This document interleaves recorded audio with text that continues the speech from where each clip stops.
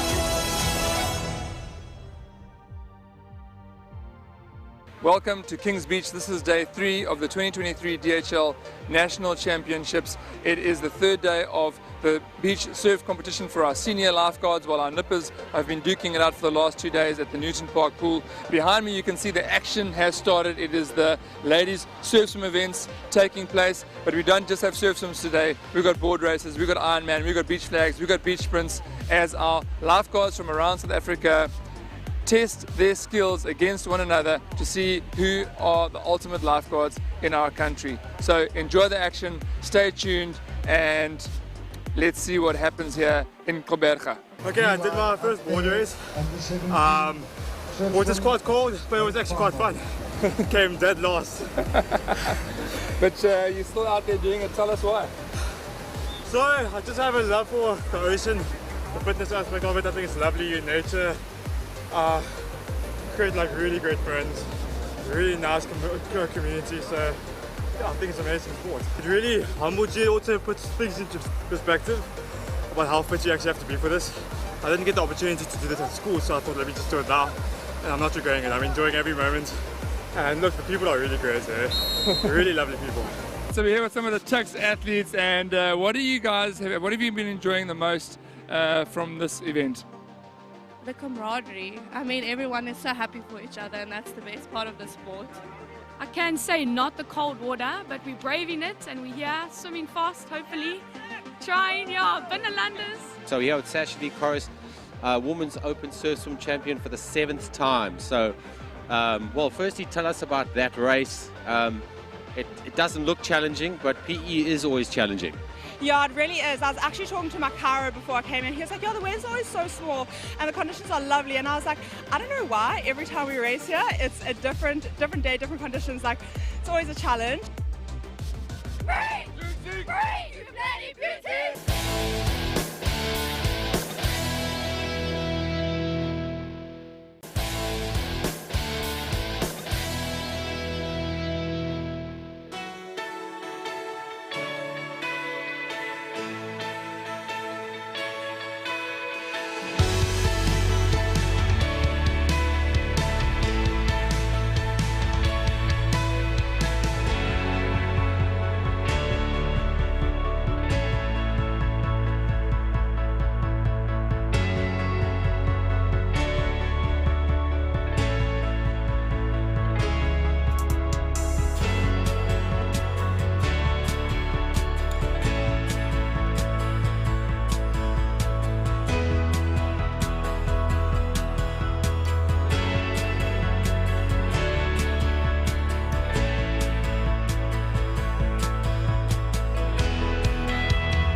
Well, you can see that the shadows are drawing long here on Kings Beach, and that just gives us a sign that it is the conclusion of the second day of competition here on Kings Beach for the DHL National Championships. And what a day it was. I cannot even begin to tell you about the highlights, the lowlights, the drama that played itself out on this beach today. But what I can tell you is that the lifeguards of South Africa did us proud today as they competed to the max, from the first athlete to the last athlete in every event. Just so wonderful to see how these guys give it their all.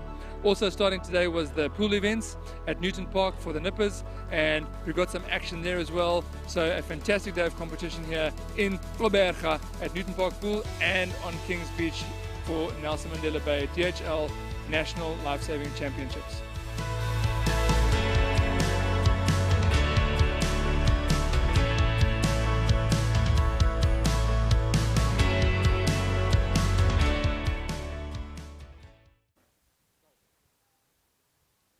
Welcome back to the action here on Kings Beach. This is the 2023 DHL National Championships, and we are live this afternoon, the third and final day of competition for the seniors on the beach. The first event on the program here for the live feed is the open male board race, and it has been an action-packed day so far with heats, semis, and now into the final. You can see behind me that they are lined up, ready to go, and you are joined by me live on the commentary, as well as Russell Sadler up in the tower. Going to be taking you through some of the races that we can look forward to today. We've got the board race, the double ski, the beach flags, the board relay, and the taplin relay for the senior men.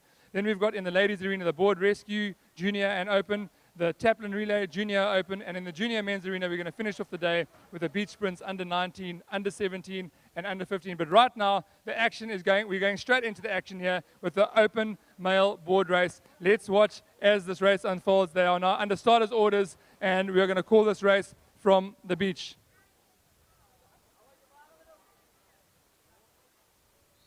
Away off the beach goes the open male board race. The tide has come in. They're going straight onto their boards. There's a bit of a wave standing up. Whoever gets over this wave cleanest is going to get a bit of an advantage. In the right-hand side of the field, looks like Fishhook, and it looks like Llandudno have got a clean run there with Umhlanga Rocks and Llandudno hitting a bit of a foamy. What a good start there by Llandudno on the right-hand side. Russell up in the tower. What can you tell me heading into the swim cans? On the far right, Llandudno took it out like a racehorse there. Matthew Kutzer and Luke Nisbet on the left-hand side. The old guy, Luke Nisbet, look at his stroke right there. He's going to push his way up to the front. It still looks like it's a Fishhook just stuck their nose ahead there. They're just going to be hooking in behind him, trying to save a bit of energy. Getting your nose on this tail there, that's going to save you 10, 15%. Guys are going to line up, try and get a nice, easy run in onto that can. Absolutely imperative that when you get onto that can, you don't get bunched up. It's a bit of a balancing act, whether you want to do the work and get into the clean water, or do you take the free ride out to the can and perhaps get caught up on the turn. Anyhow, as we're getting into the first turn, Fishhook, Llandudno, Pirates, and Well, Clifton. That's your top four. Lying down across the back of the cans, taking a bit of a rest. Once the guys turn to the beach, they're definitely going to be back up on their knees. It's a little southeasterly, giving a little chop, a little bump. It's going to make such a difference on the way home. Back to the beach. Still Fishhook. Look at Luke Nisbet on the outside from Pirates. Luke Nisbet, probably the oldest guy in the field. Look at him working those runs, going wide down the back of the Bath side. Well, Right, Russell, Dov, back to you down on the beach there for the finish. Russell, down here on the edge of the water, I can tell you the spread has opened up wide. That will be Shane Hout from Fishhook, the club captain, a preeminent board paddler. He's a national team member in the board race, and he is charging hard. He wants to get a national title here, and he has got onto a little bit of a bump here. If he gets onto this bump here, it's going to be a national title in his hands. He just missed out last year, didn't get it, and now the whole field, ladies and gentlemen, is going to come in on a bit of a bump on this chop here. This is going to be a close finish, ladies and gentlemen. You just saw them turn the can there, and Shane is still in the lead. Fishhook is still in the lead, but here comes a bit of a bump. This is going to go right down to the wire. Matthew Kutzer from Umhlanga Rocks. Here comes Clifton. Here comes Luke Nisbet from Pirates, trying to get their bump on. They need to get the get-off is going to be the dismount. Fishhook is up and running. Umhlanga is up and running. It's going to go the way of Fishhook. Umhlanga Rocks in second. Clifton, now all Lombard going to get the third place. But look at the elation of the winners there. Look at the clubmates. Look at them congratulating their clubmate on a well-deserved victory. What a board race, all the way down to the wire. Look at these guys are carrying on racing. Russell, how about that for a finish? Well, Shane Hout made that his own. There was no resting for him. He went out in the front just after the first wave, kept his nose ahead there, got himself under a little bit of pressure through no fault of his own, but he kept a really cool head, stepped off his board, smooth like butter, claimed his second board title. Well, Russell, I'm going to see if I can grab an interview here with the club captain from Fishhook, Shane Hout, and ask him about his race. Shane, come and join us here. Going to try and grab an interview here with Shane. Just want to check that we are on the live feed. Right, so just want to check that we're on the live feed. Greg, can we go? Yeah, Dov. Well, ladies and gentlemen, I'm standing here with the 2023 Open Male South African Board Champion, the club captain from Fishhook. I've got to say, I'm very biased when I say I'm very happy about that result. Shane, that was a textbook race from your start around the can. Saw you drop the foot there, get the nose around, onto some runs. Tell me about that finish, though. Yeah, last year I made the crucial mistake of getting off my board a bit too early. This year I knew that wasn't going to happen, so yeah, I didn't get the first wave, and I knew there wasn't one coming, so I just put the head down and just kind of gave everything. You know, I gave a pep talk to my guys this morning, and I said, if you're sitting in your chair at the end at prize giving and you're not hurting and cramping, you haven't really given it your all. So hopefully I can live true to that as well. Be sitting there later and be sore. Well, Shane, you're definitely leading by example there, and I got to tell you, that was a textbook finish as well, not giving up. Tell me this has been a long time coming though. Yeah, this is my first ever board title since I was like under 10 when we still had foamies. So been chasing this one for a while, either being the bridesmaid or the bronze medal. So yeah, stoked to finally get on the top. Well, that is your Open Men's Board Champion from Fishhook. Well done, Shane. Great race. Well done. That was excellent. Congratulations. We're going to see if we can grab some of the other positions. It seems like they've all moved on. Nice to see some images here. The Llandudno guys coming to congratulate Shane. They certainly know a good board race when they've seen one. So we're going to move on. We're going to move on to the next event, and we're going to try and get confirmation on what that is. So back over to you, Russell, or over to the studio while we wait for this next event to start. Right, thanks, Dov. We're just waiting for the results for the junior beach relay. There's a couple of disputes on the go there. I'll get those back to you as soon as possible. But yeah, I mean, how about that board race there? Shane didn't quite get off the beach as fast as he normally does, but he was in touch enough to just stick his nose into the front and start dominating the race right from there. Matthew Kutzer with an extremely sneaky little finish as that wave picked him up. He ducked on the inside of Shane, and I thought he might get the run up the beach, but you know, Shane, being the cool competitor that he is, just stepped off his board and slid straight across the finish line.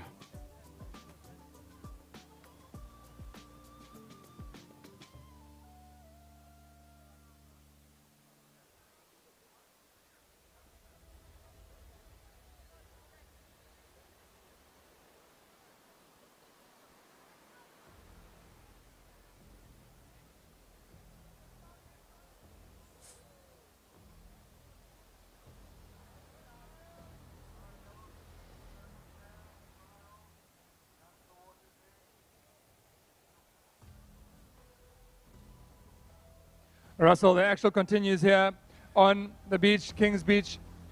It looks like we are moving now into the open male double ski. Looks like we're going into the open male double ski. So the open male double ski is busy marshalling, and it's going to be a race. It's going to be such a quick race, and the conditions this morning were flat, a little bit offshore, a lot different to what they're going to experience this afternoon. Russell, what do you think the tactic is going to be here in the open male double ski? Well, Dov, with this little bit of slight swell pushing in and the southeast wind blowing, those big fast boats, you're going to want to be around that apex can first, or at least in touch.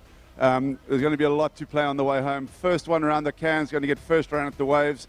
So my tactic would be to get to that first can, get there first, and then just haul your whole way home. And Russell, certainly with that kind of tactic coming into the finish, just wanting to get some of those bumps, the first turn can, and specifically the apex, you know, these skis, it's hard to turn these skis, the bow of these double skis. What are these guys looking to do going into that apex turn? Yeah, Dov, we mentioned it in the board race about getting a clean turn on the cans. It's exponentially more important on the double ski to keep your speed up, keep your momentum up, getting into those cans, getting clean water. You know, there's no benefit to anyone knocking paddles, knocking boats. Absolutely imperative to get clean water and keep your momentum around the cans so you can get back onto those runs and work your way to the beach. Yeah, we've had more than one incident of some argy-bargy there on the apex, and you get your paddle stuck underneath someone's nose. There's no space to paddle. You get washed onto that can. That is an onshore wind blowing, so those boats are going to get washed onto that can. So it looks like these guys are getting ready to go, Russell. Excitement is building. Let's wait for this action to start. Yeah, that's it, David. Ideally, everyone's looking for clean water. Very rarely does it happen that way. Russell, sorry to interrupt you right there. Just want to say hello back to our live stream viewers. And behind me, we can see the mustering of the open men's double ski. In the lineup today, we have the defending national champions. And I can tell you right now, that really ups the ante, because everyone that wants to take the title, everyone that wants to take the title is going to have to take it from the current national champions. They're both called Matt. It's Matthew Bowman, Matthew Kutzer. Matthew Bowman, one of the most successful lifeguards in South African history. He's right up there in terms of the medal count. I think he's got the 3rd or 4th most titles ever for lifesaving history, and he's got a lot of experience. And just like I spoke now with Russell about the experience of turning these double skis out around the cans, and especially around the apex, he's got a lot of experience. However, and that is a big however, there is a strong contingent of ski paddlers from the Cape that want to make this double ski title their own. They want to bring this medal down to the trophy cabinet in the Cape waters, and they have made their intentions clear in the semi-finals. So a lot of action to look forward to on the live stream. Russell, you're going to have a front row seat there from the tower with the binoculars and tell us what's happening around the apex. We look forward to an exciting race. Tell us a bit more about the start though, Russell, because it's high tide. What's going to happen at the start here? The start, as with any of the surf races, is probably the most important. Once you get away, you get clean water to paddle in, leaving the guys behind you to fight it out. But surf ski paddlers being what they are, they're going to take every little bit of advantage as they can. It's a bit of a struggle for the starter and check starter to keep the guys under control. I can almost guarantee you there's guys going to be pushing it further out to sea and further out to sea. Once that whistle goes, it's time to get on that boat, and the team that gets in and gets their timing going quickest, they're going to be the team to watch.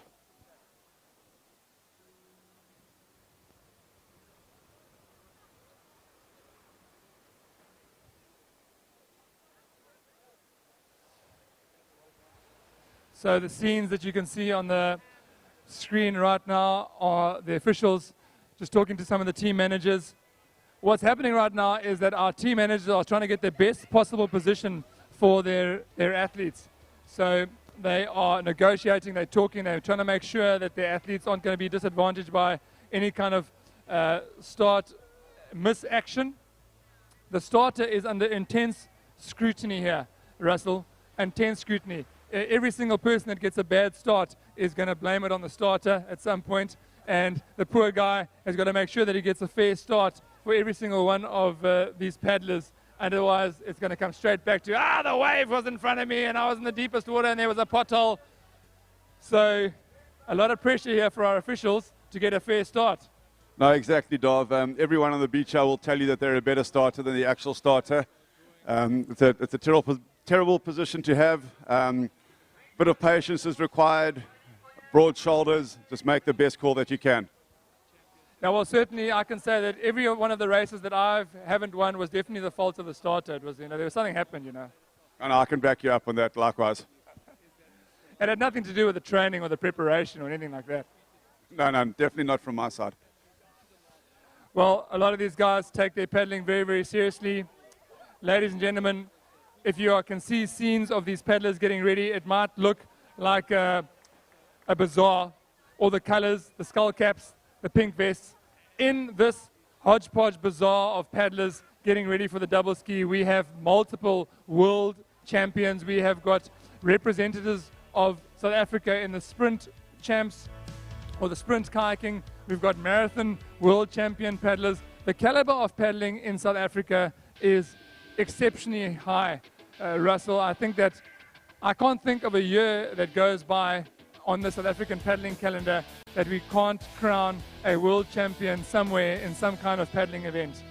Dov, that's South Africa's probably, other than rugby, their most valuable export is paddlers. As far as the world scene goes, whether it's marathon paddling, surf ski paddling, open ocean paddling, year in and year out, we produce absolute world-class competitors, absolute world-class competitors.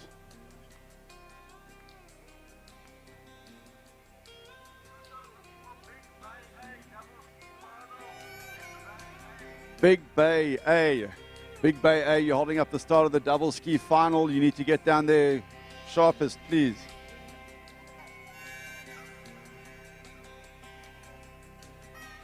Dov, just an interesting note here. We as far as the bigger picture goes, the tussle for the grand aggregate, Clifton on my last check were about 35 points ahead of Fishhook. This double ski final, we have 5 Fishhook teams and 1 lone Clifton team. So this is possibly a big points haul coming for Fishhook as far as a grand aggregate total goes.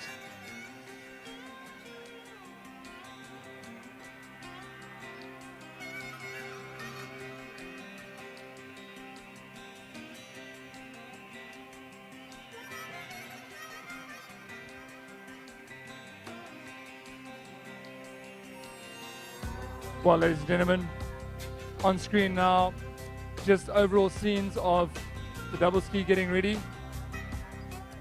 And trying to see if I can grab some interviews here. I'm not going to interview any of these paddlers. They're looking way too nervous to interview, but I'm going to come here to some of the spectators here. Just follow me around here. All right, supporting Summer Strand here. Tell us, what do you think is going to happen in this the ski race? It's definitely going to be Summy's take this one, yeah. Man, a few words, very certain of what he's going to say. I think it's the sister of one of our paddlers in the final here. What do you think is going to happen? No, Greg and Han have got this one.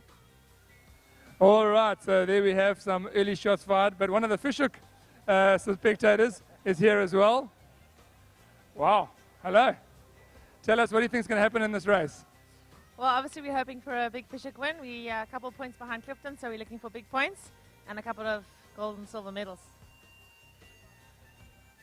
Okay, well, I'm sure that we have got the battle lines have been drawn. It looks like some discussions are happening there on the line. Let's go and see if we can see what's happening in the action there. Just going to put on my DHL hat. Russell, what can you see from up in the tower there? What's the crowd looking like?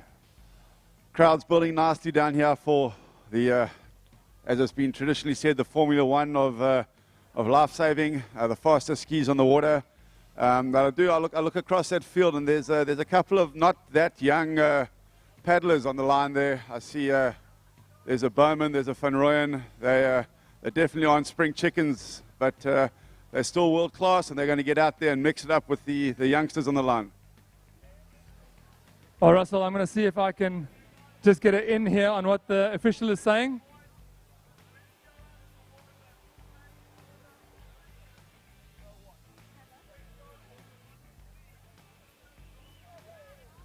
Right, the starter's saying knee deep. They're not going to start until everyone's ready and safe. Okay, ladies and gentlemen, on the live and spectators here on the beach, our double skis are now entering the water, and this is now tender hooks time here. These guys are on edge and awaiting any kind of whistle or go or anything like that is going to get these guys ready to go. Look at them. They've just walked into the water. Looks like Milnerton's not ready yet. Fishhook is fired up, ready to go. 2 Fishhook teams in the middle. Our national champions in the Umhlanga Rocks cap on the far right. That is a difficult draw for our defending champions. The Pirates team is on the far side, and the favorites, the local favorites from Summer Strand, drawn right on the right-hand side. I've got to say, at this point, I'm really loving the draw that our challengers have here on the left-hand side. There's Pirates as well. Luke Nisbet is in this, and he's on the left-hand side. That is a great draw. They're waiting for the right moment. They're under starters' orders now.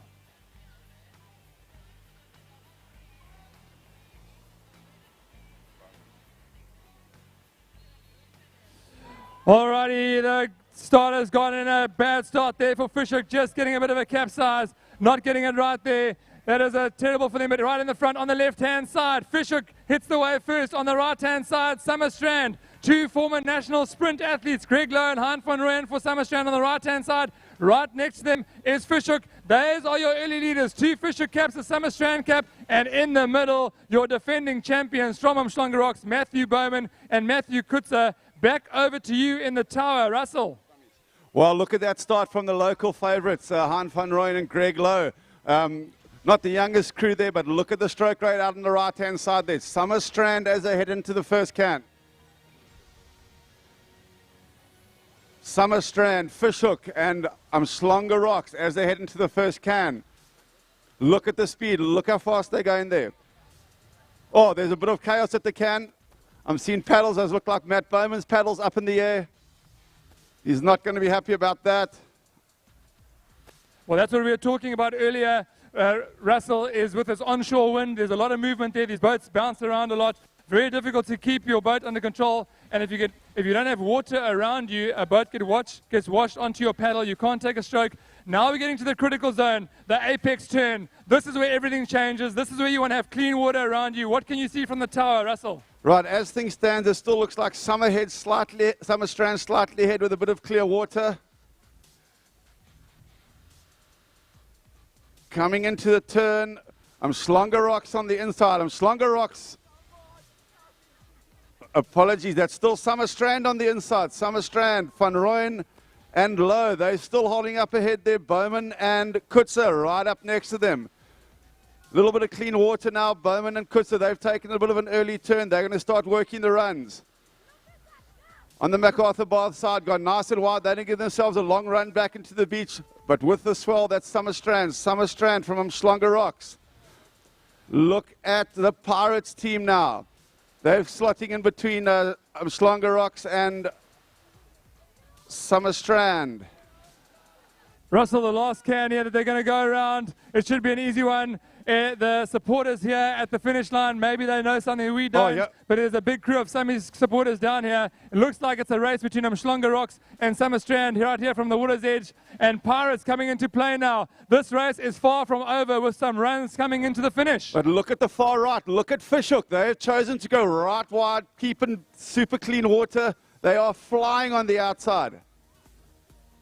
Well, that's your world junior, your world surf ski champion captaining that boat and coming over the top of a run now. If they get over the top of this, this is going to be a race for the finish. Whoever gets this wave is going to take the title home to their club. Umhlanga Rocks trying to get across to Fishhook and Summer Strand. 3 boats, 3 medals, only the positions that are going to change here. It's going to be a sprint across the line. Here comes Umhlanga Rocks. Here comes Summer Strand. Here comes Fishhook. Who's it going to be? It's between Fishhook and Rocks. And Sammy's. Fishhook, Umhlanga Rocks, Summer Strand.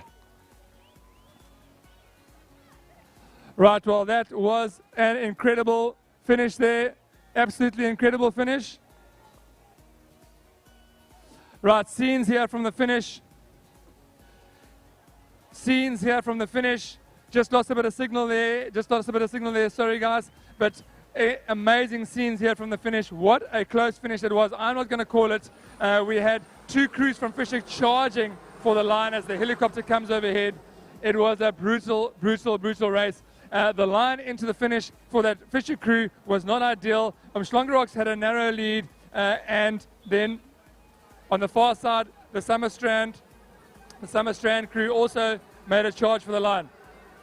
A little bit difficult to hear because there's a helicopter overhead. I'm going to go and catch up with some of those early paddlers. Of course, the results aren't final yet, but I'm going to try and hear from them about their race and what they think of it. So let's see if we can find some of these top paddlers. I'm going to start here with trying to see. Okay, right here. Looks like we've got some negotiations happening here.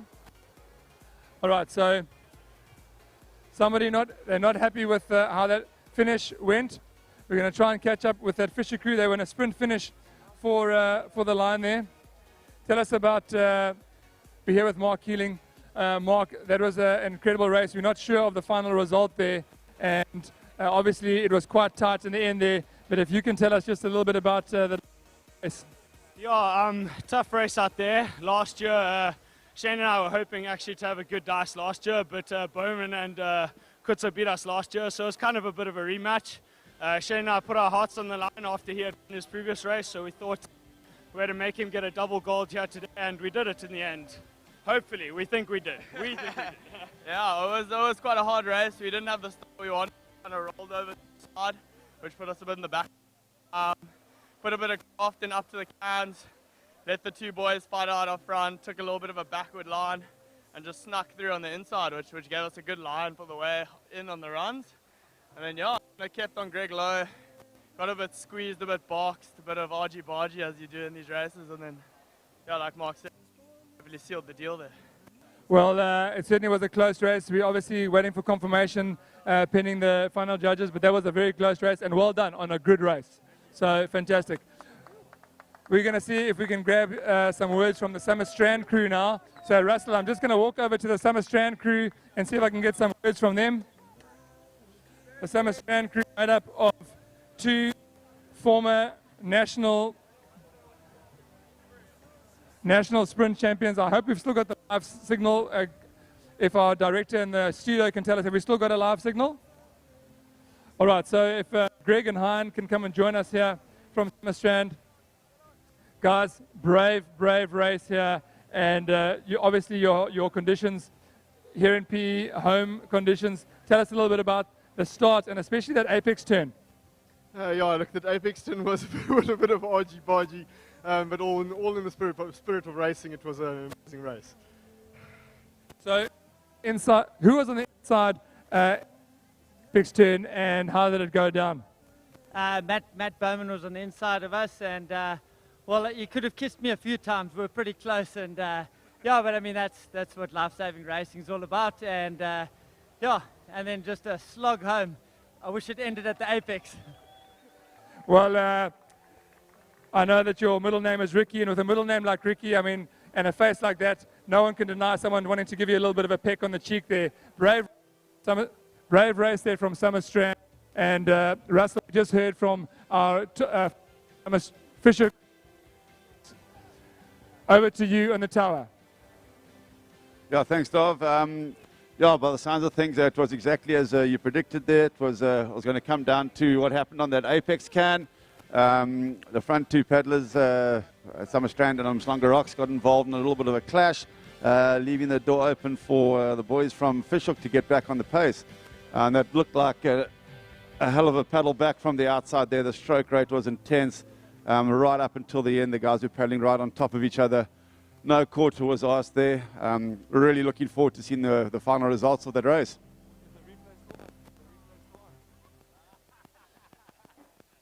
Russell, if you can just look at the screen there next to you, you'll see the replay going. Maybe you can just talk our viewers on the TV through that replay. Right, as you can see the guys coming down the wave there, right up to the finish. Looking from here, it looks to me like Umslanga Rocks was just pipped into second place by the momentum and the power of that Fishhook crew, with the old guys from Summer Strand pulling in a 3rd place. Well, I'm going to see if I can try and get my live stream onto my phone here so I can also do a bit of talking over it. Sorry if the signal cut out on the microphone, folks. We were quite a way down the beach and there was a lot of people in between me and the receiver there in the tower. So I think every now and then that signal is cutting out. So just apologies for that signal cutting out every now and then. We're quite far away from the receivers and it's difficult to keep a consistent feed going. Just heard Russell talk a little bit about the replay there on the double ski. You're welcome to go back on that. If you get access to the live feed or you've got access right now, you can go back on that and just rewatch that race because that was an absolutely exciting race. So the next event we're going to talk about the next event now. The next event is going to be either the senior beach flags, or we're going to go to the ladies arena and look at the board rescue for the junior and the opens, or the taplin relay junior opens. In the meantime, I can tell you that our senior men's flags finalists are getting ready.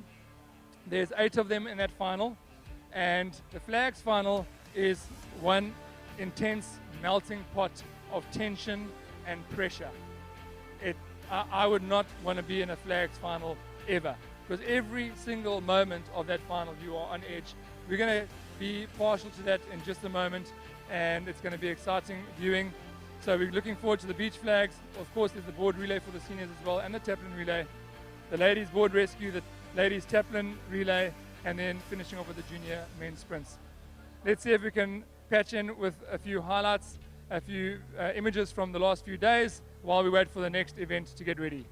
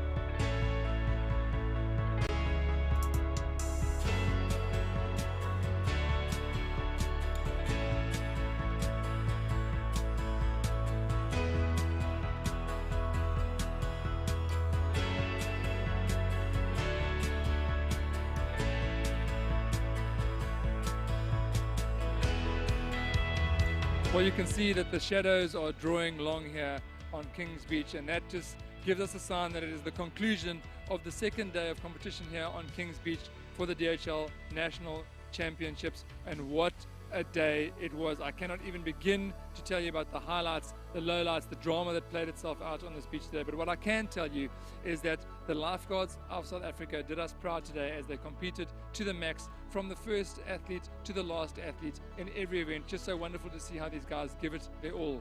Also starting today was the pool events at Newton Park for the Nippers, and we've got some action there as well. So a fantastic day of competition here in Gqeberha at Newton Park Pool and on Kings Beach for Nelson Mandela Bay DHL National Lifesaving Championships.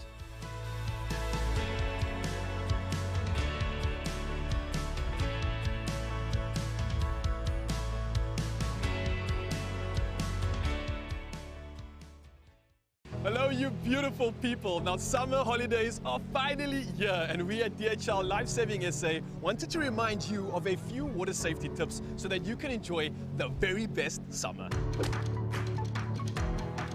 It's really important to always swim between the red and yellow lifeguard flags. The location of the flags changes every day, and the lifeguards assess the ocean to find the safest place for you to swim. These flags help you avoid dangerous areas such as rocks and rip currents.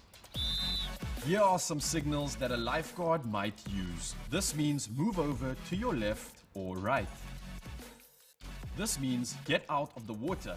And this white flag with a black shark means there's a shark in the water. If you get into trouble, don't panic. Simply wave your hand above your head to get a lifeguard's attention, and they will immediately run into the water to assist you. Knowing how to use these hand signals will help keep you safe in the water this summer.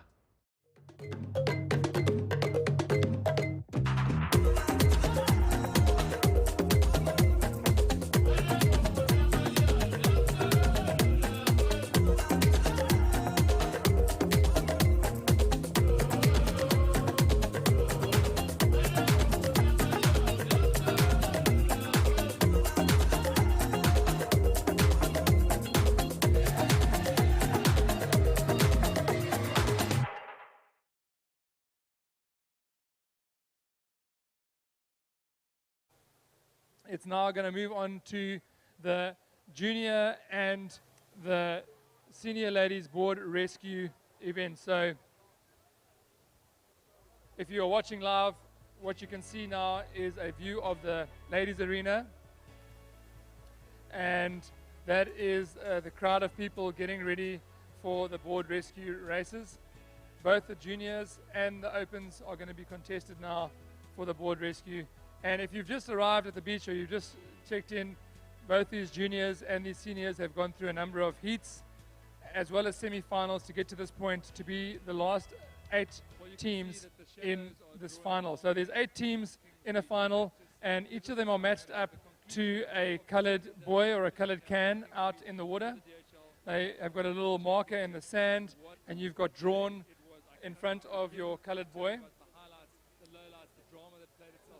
This is a racing patient race. So what that means is that your patient is going to start on the line, they're going to run into the water, and they're going to race to the can. So it is a race to get to the can first. And the quicker you get there, obviously the quicker your rescuer can leave the beach and come and fetch you. It's going to be a tough swim. It's a sprint. These cans are really close. They are pretty much 100 or so meters away. So you're probably going to find that these guys are going to be there in a minute 10, a minute 15 from when they start swimming. So it's going to be a very, very quick race for our swimmers out there. It's going to be even quicker for our board paddlers. One of the things that is quite interesting here for the board rescue is this little wave that's picked up. It's now quite consistent on that sandbank, so there's a consistent wave breaking, and I want to just make a prediction that we are going to see some positions changing because of that wave, because managing a board rescue on a wave with 2 people on that rescue board, the thing is tippy. It's basically like a floating pencil. It's so unstable. You've got 2 people on there trying to catch a wave together and then make sure that you don't nosedive. It's extremely, extremely difficult.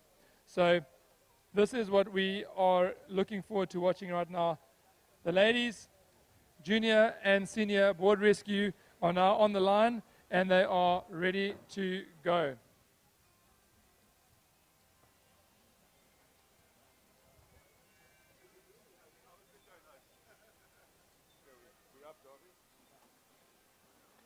Right, so I'm now making my way down to the start of the board rescue.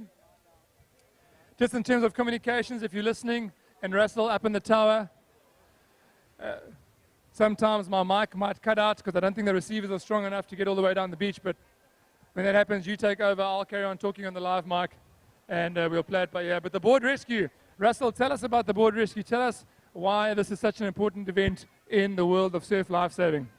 Dov, as you've mentioned a couple of times over the last couple of days, it's one of the rescue simulated events, and that is the reason we're here. That is the reason we do what we do. We are essentially lifeguards and athletes secondary. The board rescue, as I said, is a race simulated event. You have a racing patient out to the can, hand up, your rescuer leaves the beach, fetches your patient, and then more often than not, the race is won on the way home. I've seen it time and time again. Clubs put their fastest swimmer and their fastest board paddler together, only to be devastated at terrible results at champs. You know, you've got to find the right combination, the power to weight ratio, the correct board. There's a whole bunch of combinations you need to take into account. Yeah, and Russell, I think also realistically, when you think about it, a Malibu board or a paddle board is probably going to be your go-to rescue device in the majority of cases. Sorry, Dov, I missed you there. I just need Christine Kennedy, please. Christine Kennedy, urgently to the clubhouse. You're required with your camera.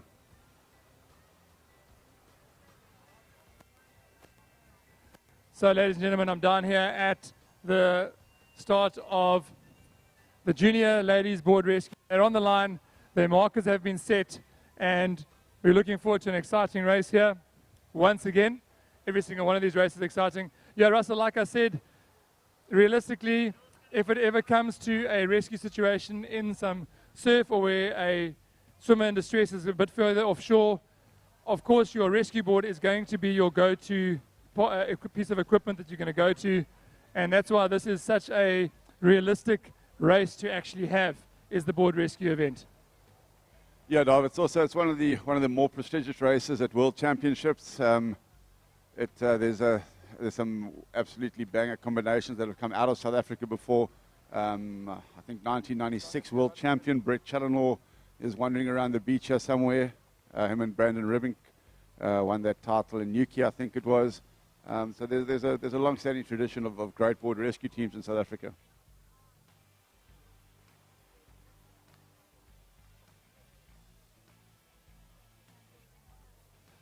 Right, so Russell, I'm going to see if I can introduce this event. These ladies are on the line, and we can see them.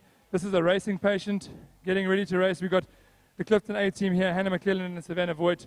They some of our pre-race favorites. We've got Zara Loftus and Georgia Stone from Summerstrand A. Pirates B, Julia McAllister and Tanner Smith. We've got Fishhook A, Georgia Singer, Babette van Rooyen. Look out for them. They are going to want to take this title home back to Fishhook, as is the Pirates team of Madison Alberts and Kira King. They were looking absolutely astonishing in the board race. Kira Hofmeyer and Holly Smith are competing for Llandudno.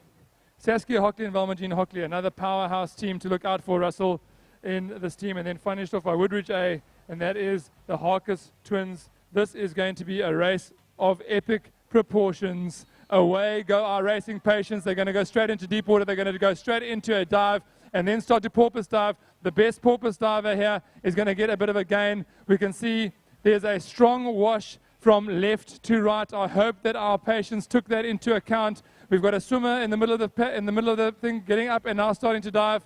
They're onto a little bit of a sandbank, Russell, and there's a wave coming. This is going to slow them up a bit. I can tell you right now that our left-hand draw has been swept from right to left. There's a strong wash that's just picked up almost out of nowhere. And if the patient picks that up, whichever patient picks that up now in the water, is going to have the cleanest run into the buoy. Russell, a quick update of what you can see before we go quiet for our rescuers to see what's happening. From the tower, the three swimmers on the left-hand side, Clifton, Summerstrand, and Pirates seem to get off there really, really quickly. As you said, there's a right to left sweep. It seems to be more and more effect on the left-hand side of the arena. So hopefully those girls line up on their cans. And swim a straight, short line to their cans. We're going to go quiet now and wait for the handover. So in terms of tactics here, it's very important that you pick it up as soon as it happens. You're going to race your board out to the can. You want to do that pickup behind the can, and the smoother you do this pickup, the better. And that's what you want to watch for. Spectators watching on TV, spectators watching in person, watch how smooth those pickups happen. The smoother the pickup, the quicker you got the board around, the quicker you're going to get back to the beach. Let's stay silent now for the patients to get to the buoys.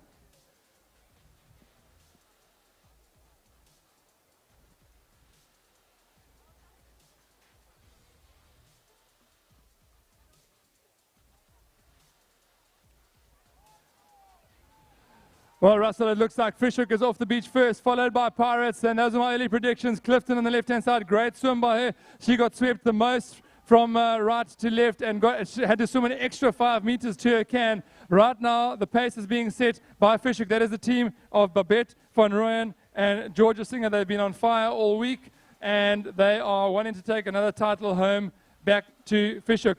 Currently pulling away on her tummy, lay down paddling there from Georgia Singer, going to pick up her rescue, and it doesn't look from this angle that she's being caught, Russell. No, she seems to be holding her lead pretty comfortably there. But as I was saying earlier, on paper, your fastest swimmer, your fastest board paddler don't always turn into your fastest board rescue team. Let's see on the way back there. I wonder about board selection, if that's been changed. You know, you've got your normal 60-kilo board. Suddenly you've got 2 60-kilo girls on that board. Your buoyancy is all wrong. But look at that swing and look at that pickup by Fishhook. That was smooth as silk. They're on their way back to the beach. Well, that was a clean pickup, and good to see they got onto that board quick, smart. But right behind them, look at the Pirates crew on the outside. There was a slower swim, but that board paddler from Pirates, who is that? Is that Kira King? A great paddle by her to pick up almost in second place there. The 2 Pirates teams now are second and third. Kira King, Madison Alberts, and, or was that Llandudno? Sorry. No, that was Pirates, Kira King, Madison Alberts, and Julie McAllister and Tanner Smith. They are now joined second, have overtaken Clifton. Fishhook is now in this. This is their race to lose, Russell. Here comes a wave. Look at this. Look at the Pirates girls. That's Kira King's team. They're looking really good there. I think that's going to fall off the back of this one. This is all Fishhook's to lose. The girls have seen the wave. They're moving back. Trick is not to move back too much. Textbook. There they go. Absolute textbook there. Just making sure. They've practiced this dismount. It looks like they've done a bit of practice in the dismount. Fishhook is going to be your junior board relay champions. A textbook race there, getting to the can first, swimming a straight line to the can. Definitely picked up that wash. Georgia, a quick paddle, and second place, coming from fourth all the way into seconds, Madison Alberts and Kira King. What a race by them. Excellent as they cross the line in for the silver. Now it's a 3-way race, Russell, for the bronze medal. I can tell you that Clifton now going the furthest. Savannah Voigt and Hannah McClelland. It looks like Savannah Voigt and Hannah McClelland are going to take the bronze. Pirates just missing out there. Julie McAllister and Tanner Smith. Well, exciting racing there in the board rescue. Some of our other paddlers still finishing the race here. There comes some Schlonga Rocks, Hockley sisters and Llandudno and Woodridge going to round off your top 8. That was the final of the board rescue. I'm going to see, Russell, if I can get an interview. What are your impressions of that race, Russell?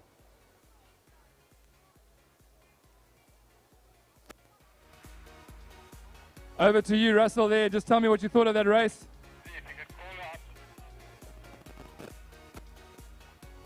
Sorry, Dov, just dealing with some admin up here. Yeah, Dov, that was a great race. The Fishhook team, they never looked like getting beaten. But how about that paddle from Pirates? They pulled themselves right up to sort of level second and third, and just absolutely combined beautifully back to the beach. Smooth as silk down that little wave. No errors. Small error by the other Pirates team. They moved back a little bit too soon on their board. They didn't get down the front of that wave. I'd suggest lack of practice there. This is the kind of event you put a little bit of effort into, a little bit of time paddling together on the flat water, on the river, on the flay, wherever it is, and it's going to pay huge dividends on race day. Well, Russell, there's a replay happening on the screen now. You can actually talk over that. I'm going to see if I can get a signal here for the camera and see if I can interview our winners. Right, thanks, Dov. Yeah, so we saw Fishhook get there slightly ahead of the Pirates team. As we're coming into the can here, hopefully we stay on shot. We can see how smooth and textbook the pickup by Fishhook was. There you go, the Fishhook girls getting into the can now. Watch that one lovely smooth movement. And we just cut away too soon anyhow. Nevertheless, look at the trim on that board from the Fishhook team, that nose just above the water, giving them that speed to get into the wave zone and pick this little wave up all the way to the beach.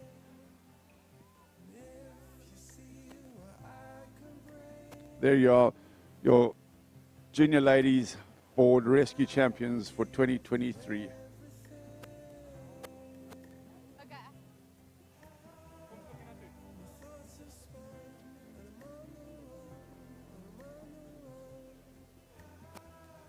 Russell, while we wait for to grab our winners there to give their impressions on the race, next race up is going to be the open board rescue. So the next race up is going to be the senior open ladies board rescue, and our junior winners are competing in the open as well.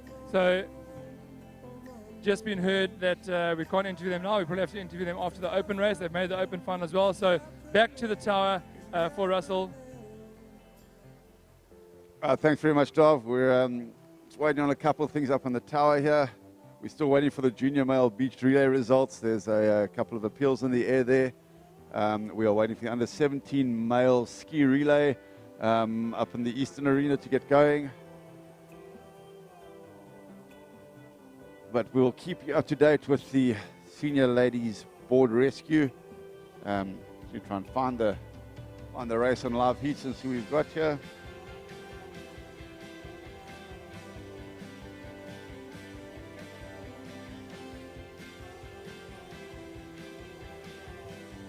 Right, your open female board rescue at lane 1, Laura Edwards and Julia McAllister representing Pirates. Lane 2, Landudno B, Isabel Cooper and Christine Gamont. Lane 3, Landudno A, Mary Slapen and Carrie Stain. Lane 4, Landudno C, Holly Smith and Kira Hofmeyer. Lane 5, Fishhook B, Georgia Singer and Babette van Rooyen.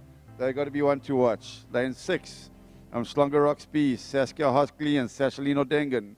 Lane 8, Umhlanga Rocks A, Michelle Byrne and Velma Jean Hockley. And lane 9, Clifton E, Mecca McClellan and Savannah Voigt. That's going to be another good one to watch. They've just come out of the junior race. We're going to look forward to that race coming up shortly. Well, Russell, we see that our junior ladies champions are the same team in the senior ladies race. And we see the Hockley sisters have been split up for the Umhlanga Rocks teams. And got to say that Saskia and Sashali Corris have got to be your pre-race favorites here with the swimming that's been coming out of Sashali's arms recently. So certainly Umhlanga Rocks B there is got to be one of your favorites. Michelle Byrne and Velma Jean Hockley had some great runs as well. So this is going to be another one of those races which are very difficult to call beforehand. And while we saw a textbook race there from Georgia and Babette, can they replicate that race and do it again here in the open ladies board rescue race?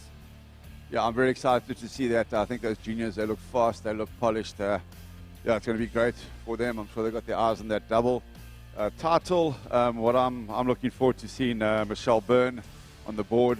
It's always interesting watching a established ski paddler change craft. It's going to be the highlight of my afternoon.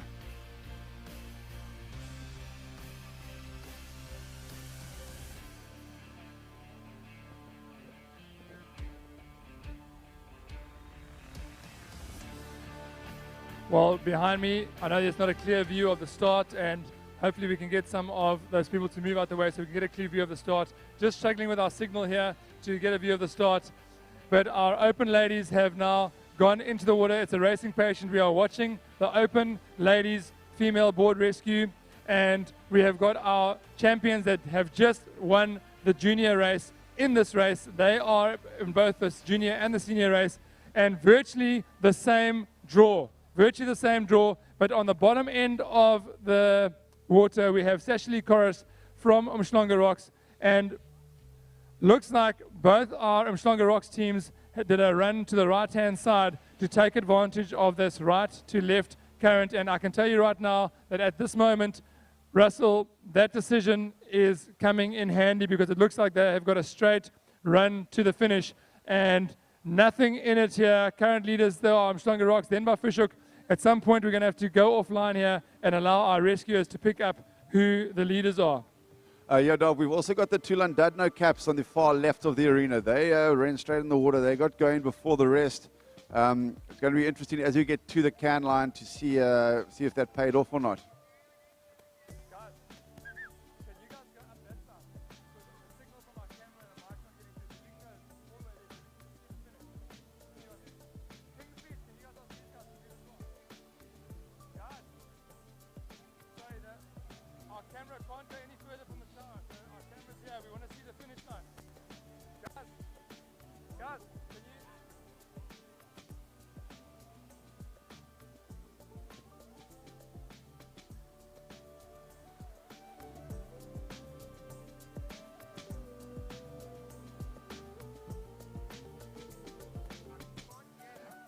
Well, off the beach now, it looks like Umhlanga Rocks is the first of the beach, but closely followed by the Umhlanga Rocks team and the Fishhook team, the junior ladies champions. Bit more of a race that they've got on their hands here.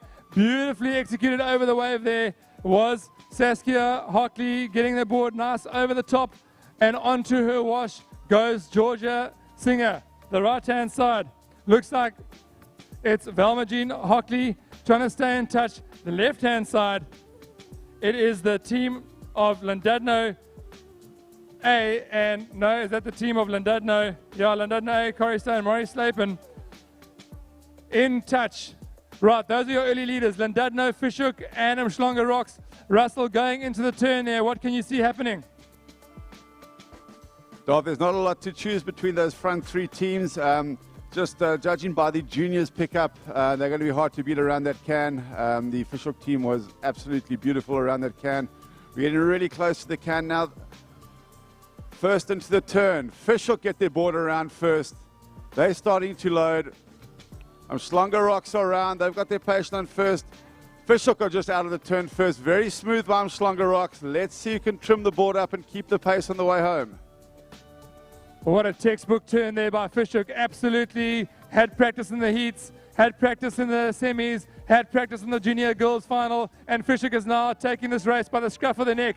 Their intensity is certainly a lot higher. We saw the Llandudno team in the open men take the title, and their ladies want to take the title as well. But right now, Fishhook have laid down the gauntlet and said, if you want this title, you're going to have to come and get it, because we want it as badly as you want. Look at that rating, and it looks like a bit of a wave going. The crowd is going wild. They are now coming into shot, and we're not going to be able to see the finish here. But right now, a bit of a wave picking up. It looks like this is going to be a Llandudno Fishhook run at the beach here. If Llandudno can just hold onto this wave, look at them go for that wave. Here comes Fishhook. Around the back of them they go for the title here. What's going to happen? Have you been practicing your dismounts? Have you been practicing your dismounts? What's going to happen? It's going to be a run at the beach. A run at the beach. It looks like. What's going to happen here? Connect to the board, and it looks like Fishhook just crossed the line ahead of Llandudno. Absolutely close.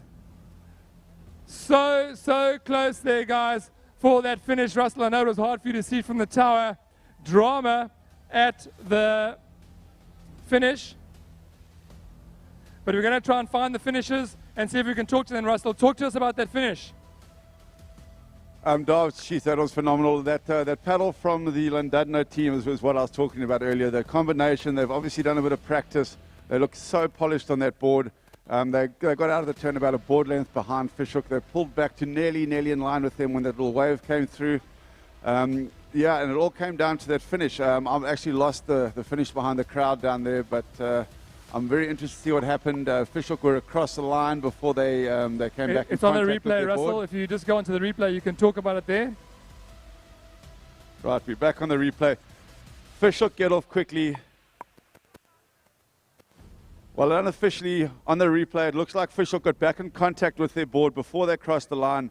Despite that little mishap, that should be enough to claim the double for them. Llandudno looking super, super fine. Two different dismount techniques. Fishhook lady, a little bit fast for her partner as she got up and got going, got left in the deep water. Realized their mistake, fixed it, and got across the line in time. Well, Russell, while they're watching the replay, there is a ski final happening right in front of the tower. And look at that. It looks like the two Fisher Caps going for a win here. Three Fisher Caps. Going to be a 1, 2, 3 there for Fishhook in that ski final right in front of the tower. Look at the elation. Look at how happy those guys are about that win.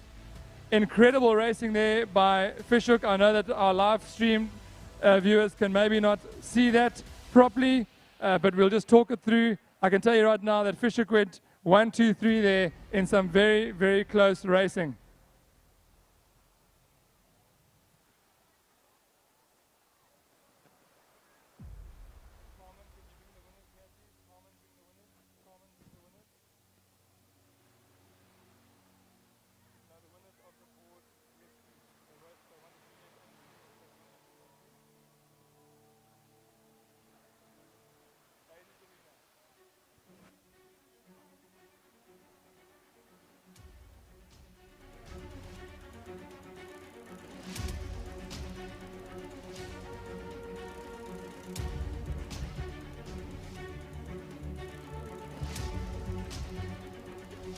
Right, so Russell, I just want to grab an interview here with our winners. So if I can get Georgia and Babette to just come and join me here, I'd love to hear a little bit more from them.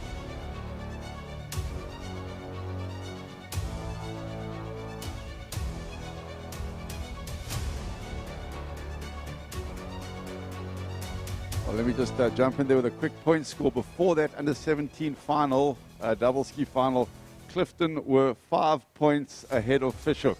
I would imagine after the under 17 ski race, there's going to be a points change up front. That's getting really, really hot up the front of the leaderboard.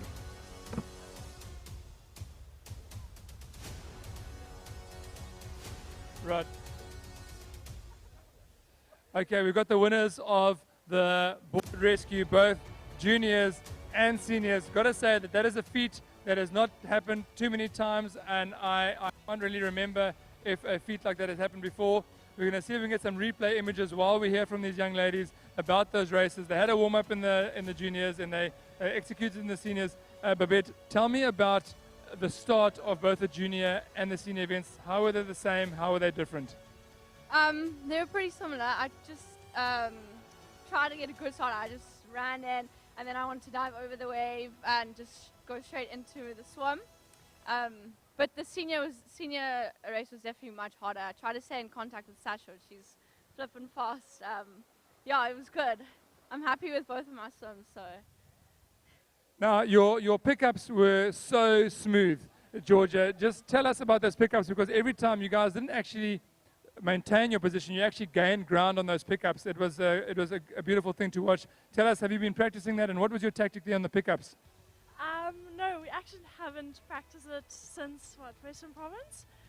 So I was very, very stoked with how we got that turn. I think it was just, it's such a nice sport to turn. So yeah, in the previous heats, we struggled a bit getting hooked on the cans. So very happy that that didn't happen this time. Yeah. Right, so getting hooked on the cans in the heats to taking a gold medal home in the juniors and the seniors. Tell us how are you feeling about this, and what is your next event that you're looking forward to? Oh, we are so stoked. We have taplin now, so hoping to get a good result in that. Yeah, so. Well, ladies and gentlemen, your winners in the female board rescue, junior and senior, exciting racing. It's going to be on the highlights, it's going to be on a post-production show, and it's going to be on some replays, so enjoy.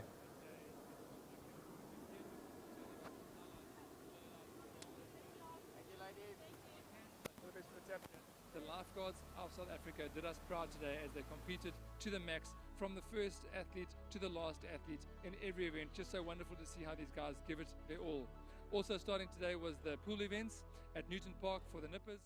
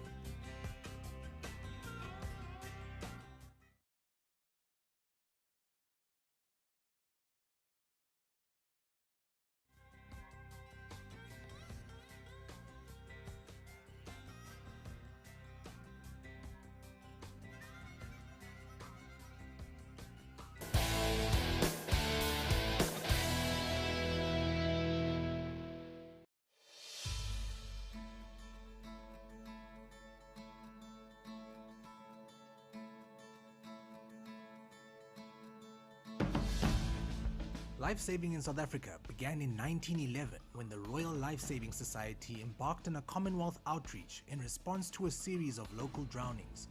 Surfers riding the famous Durban waves would rescue bathers who fell victim to the Indian Ocean, making them the first surf lifesavers in South Africa.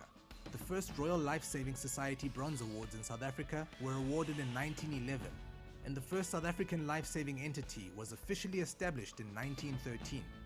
Over the following years, as popularity of beaches and pools grew, these lifesavers formed squads to patrol on weekends to ensure the safety of the swimmers, which led to the first official surf clubs being established in Durban in 1927.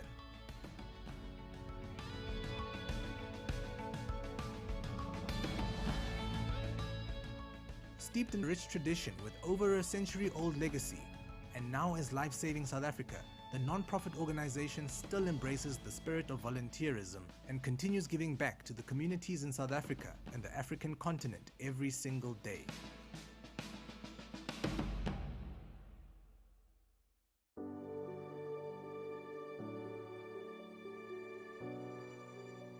Lifesaving South Africa, as a founding member of the International Lifesaving Federation, leads, supports, and partners with national and international organizations committed to water safety supervision, emergency response, drowning prevention, and sport.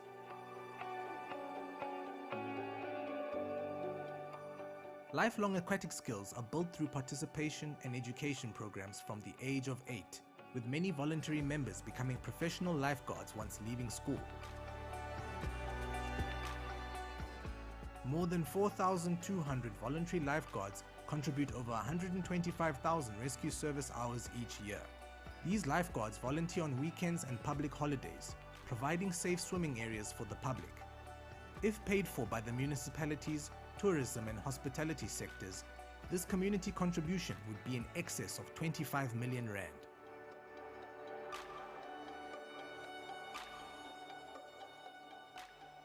Lifeguarding creates more than 3,000 professional jobs in South Africa each year, and many find employment abroad. The educational and training investment into each lifeguard over the 10 years of involvement within the association equates to more than 2,000 hours per person. Lifeguard training focuses on the prevention of emergency situations, with voluntary lifeguards performing over 2,000 rescues annually.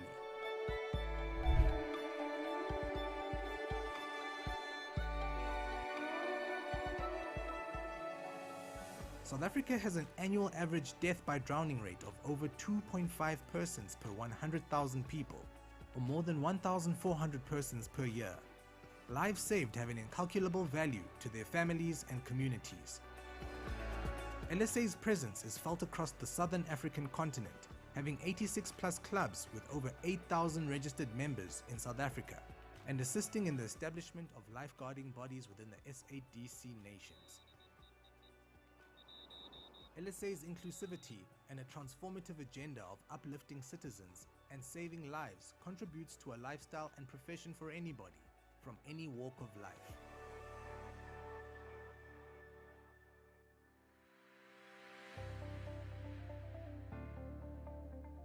LSA is the national authority in the effort to prevent drowning. We work with disaster management, municipalities, hospitality and tourism, corporate partners, other NPOs and water safety programs to deliver drowning prevention initiatives in SA.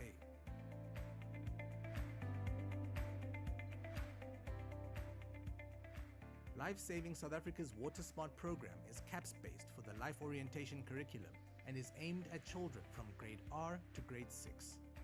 This educational program is presented for free in schools by lifeguard facilitators who are employed by LSA. In partnership with the KwaZulu-Natal Department of Education, this knowledge has been shared with educators, enabling them to continue the program in their classes. Thanks to our corporate partners and the KZN Department of Education, the Water Smart program has reached over 350,000 learners in 2,300 schools since inception.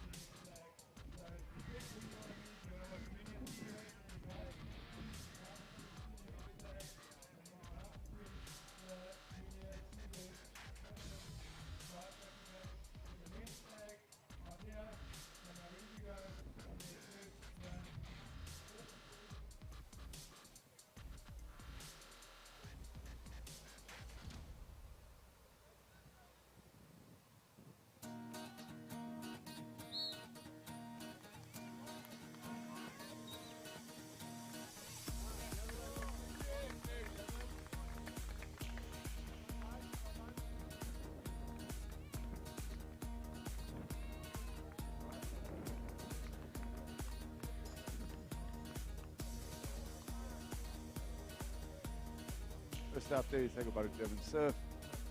We have Summer Strand, Rocks, Clifton, KB, a False Bay Cap and Summer Strand making up the top 7 in the open men's flags. Sorry, apologies, that's Marlon.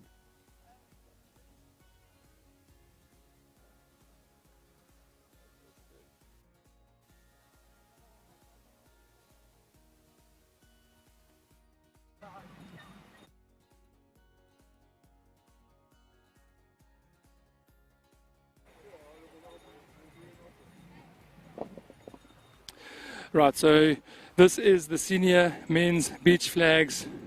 These are the quickest of the quick, the blitzer of the blitzer. These guys know what it means to run under pressure. They know what it means to start under pressure. We've got Summer Strand, Umhlanga Rocks, Clifton, Kings Beach, False Bay. We've had a run and run and run of note here. These guys are under pressure here at 6 runners left, only 3 positions. Only 3 positions going to get the medals. And it is a clean mix here. Got to say that our favorite here has to be the junior in lane number 3, Samuel Boyson, Clifton. Keep your eye on him. He's in the middle of the field now. These guys are going to be gunning for him. And right now, Bulumku Tutu is going to want to take him out. Watch the start here. Understart as well as they go. Around they spin, taking a step back. Samuel Boyson, nice and easy. Bulumku Tutu, he was the danger man. And while Summer Strand was battling it out with Umhlanga Rocks, Braden Bergstedt, we're saying goodbye to Nicholas Kingston. Hard running there by Nicholas Kingston. Nicholas Kingston not happy about how that went down, but you got to be quick, you got to be fast. In the flags event, ladies and gentlemen, this is where your reaction time is going to have to be absolutely critical. One of the key elements here is your get up, how you get up onto your feet and start running. You're going from an absolutely prone position, and the prone position that they've got you in terms of the rules is one where you're at your least mobile. The only thing that you've got is your hands underneath your chest, but your elbows are out in line with your shoulders, your hands underneath your chin, your feet are together, you're perpendicular to the line. You need to push yourself up, spin around, and start running for the beach. Samuel Boyson was so impressive in these earlier runs. And right now, Braden Bergstedt of Umhlanga Rocks in lane 5. False Bay is Jordan Minter. Bulumku Tutu just hung in there, and I'm going to tell you that he must be feeling the pressure right now. Keanu O'Shane from Hobie Beach is wanting to take him out. Nice to see Hobie Beach in the final here. But watch Samuel Boyson next to, heads down they go, up and around they go, spinning for the run. Samuel Boyson going for the outside. Bulumku Tutu just hanging in there. And we're saying goodbye to Braden Bergstedt. Great running there by Braden Bergstedt to make it into the top 5. Right, well, we are down to the middle positions here in the open men's beach flags. All the action happening here. Open male beach flags, 4 runners, 3 medals. Hobie Beach, Keanu O'Shane, Bulumku Tutu from the home beach, Kings Beach. We've got Jordan Minter from False Bay and Samuel Boyson. Now, if you were Jordan Minter right now, your race from False Bay, your race is going to come from your left-hand side, Bulumku Tutu. And he has to know that he's under pressure. I can see that Kings Beach and Hobie Beach, they're both from the Eastern Cape. Look at them talking to each other. They're just having a bit of a discussion there. That's Keanu O'Shane is going to be running straight for his flag. That means Bulumku Tutu is going to have to run against Jordan Minter, because these guys are not going to beat Samuel Boyson to the flag. I can tell you that right now. We've got a crowd of people here behind Sam. And Samuel Boyson really giving these guys a lesson in flags. at this point. So fast.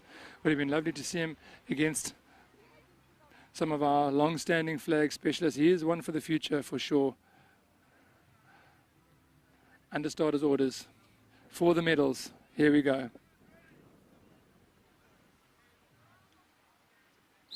Clean start there, and false space under pressure. Balunka Mtutu's got to get it out, and right there, as predicted, Western Cape, and the Eastern Cape. Brave running by the home beach, Balumko and Tutu. It was so close for him, and a brave racing for him right throughout this field. He did exceptionally well to make it down to the top 4 and get valuable points for his club. Our final 3 here in Jordan Minter,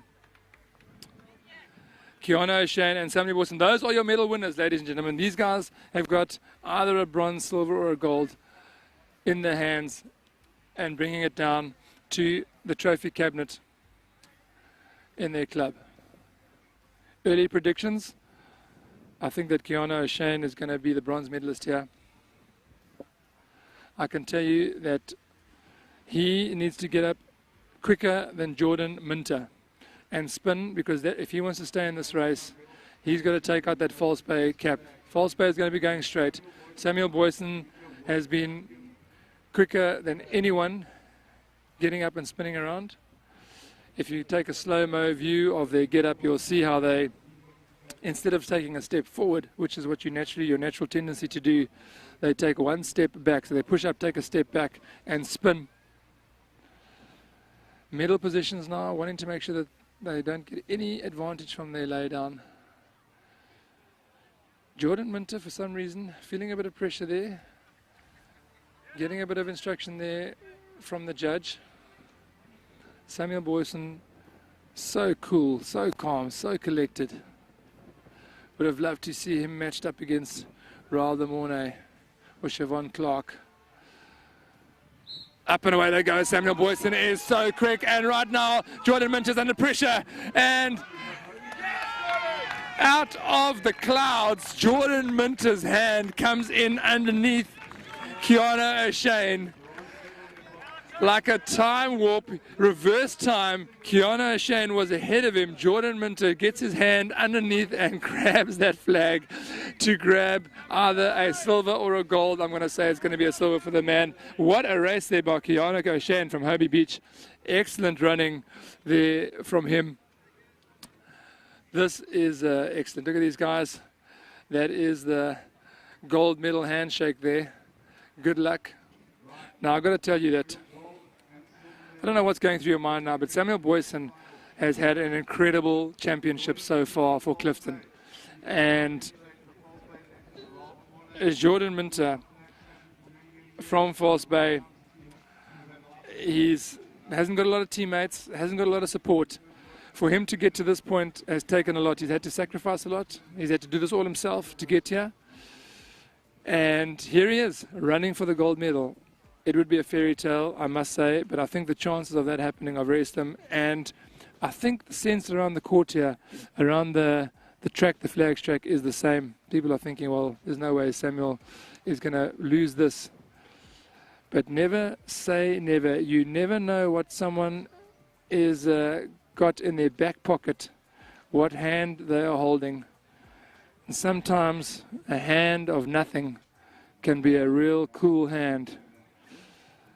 And we do not know what Jordan Minter's got under wraps there, but here they are, under starters orders for the gold medal. Clean start by both of them, and it is shoulder to shoulder. Let me tell you, Samuel Boyson, 2 steps, and he was in the lead. Jordan Minter bravely takes a dive for the flag. Never know what's going to happen. Those are your winners right there. We're going to see if we can grab them before they go and check in. And Samuel, Jordan, come here, boys. Let's see if we can get a few words from you guys before you go and check in. That was some exciting riding. Western Cape, give it up for False Bay. Come on. Samuel, you've had an incredible champ so far. Tell me about what it means to you to win the senior men's flag title along with all the other titles that you've picked up this weekend. It means a lot because this is my first senior at Nationals and I'm taking it for the first time. Yeah. So tell me, Jordan, I mean, Luca Mtuntu and a few of the other guys, Braden, Big Bag guys, you must have been feeling the pressure a few times. Did you have some cards that you weren't showing right there in the middle stages, or was it just you're just going hammer and tongs all the time? I was pretty much like just consistent throughout. I didn't really have to hide anything. I don't think I have anything to hide, to be honest. I've been in a few finals already, but it's been a while. But yeah, it was good. It was good. It's fast. The next big thing here. Yeah, thank you. Well, Jordan, I saw a brave dive for the flag there. You went for it anyway. I mean, earlier you, from out of the clouds, you came in underneath there, I think, Hobie Beach, and a time warp, got that flag. Tell me about that run to secure the silver. I mean, I kind of saw him off the mark really quickly, and he has the pace. So, I mean, I was always taught to dive, all the way to the end. I think it was a bit of a jokey thing, but yeah, it was a good run. But I feel like he had it all the way. Well, Samuel and Jordan, well done, guys. We're looking forward to so much more from you guys in the future, and hopefully next year we can see you guys matched up against the darling and the princess, Siobhan and Raul, and see how you guys go against those boys. So well done. Your flags, gold and silver here at the 2023 DHL National Championships.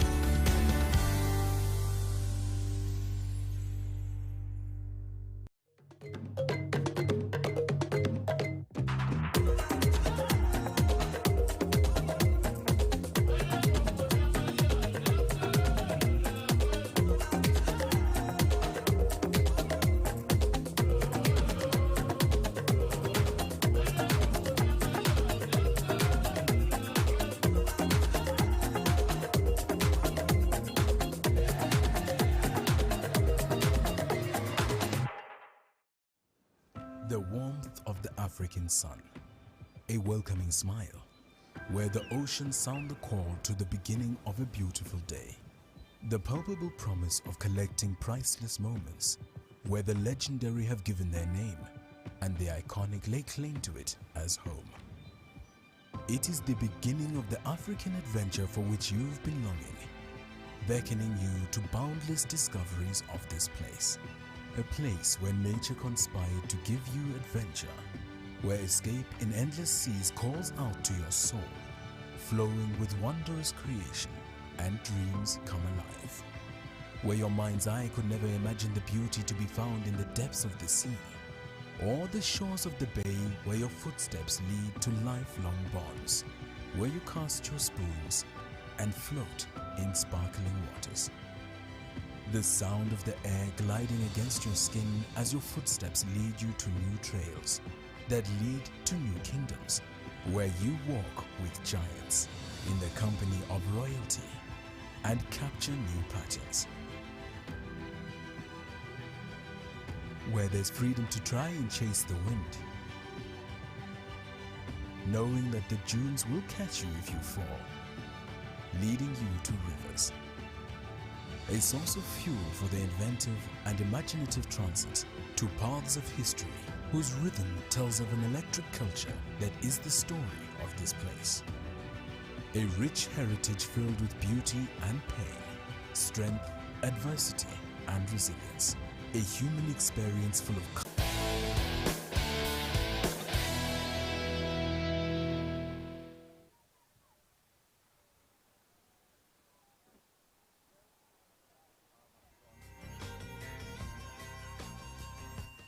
Right now we are here at the start of the junior ladies taplin relay. They are under starters orders and they are ready to start.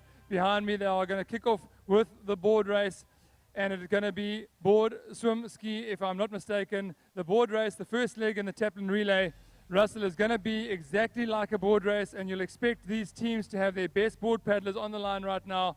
It's high tide. It's going to be a straight run into the water, planning onto their boards, trying to get the best possible advantage for their team. It's like a board race.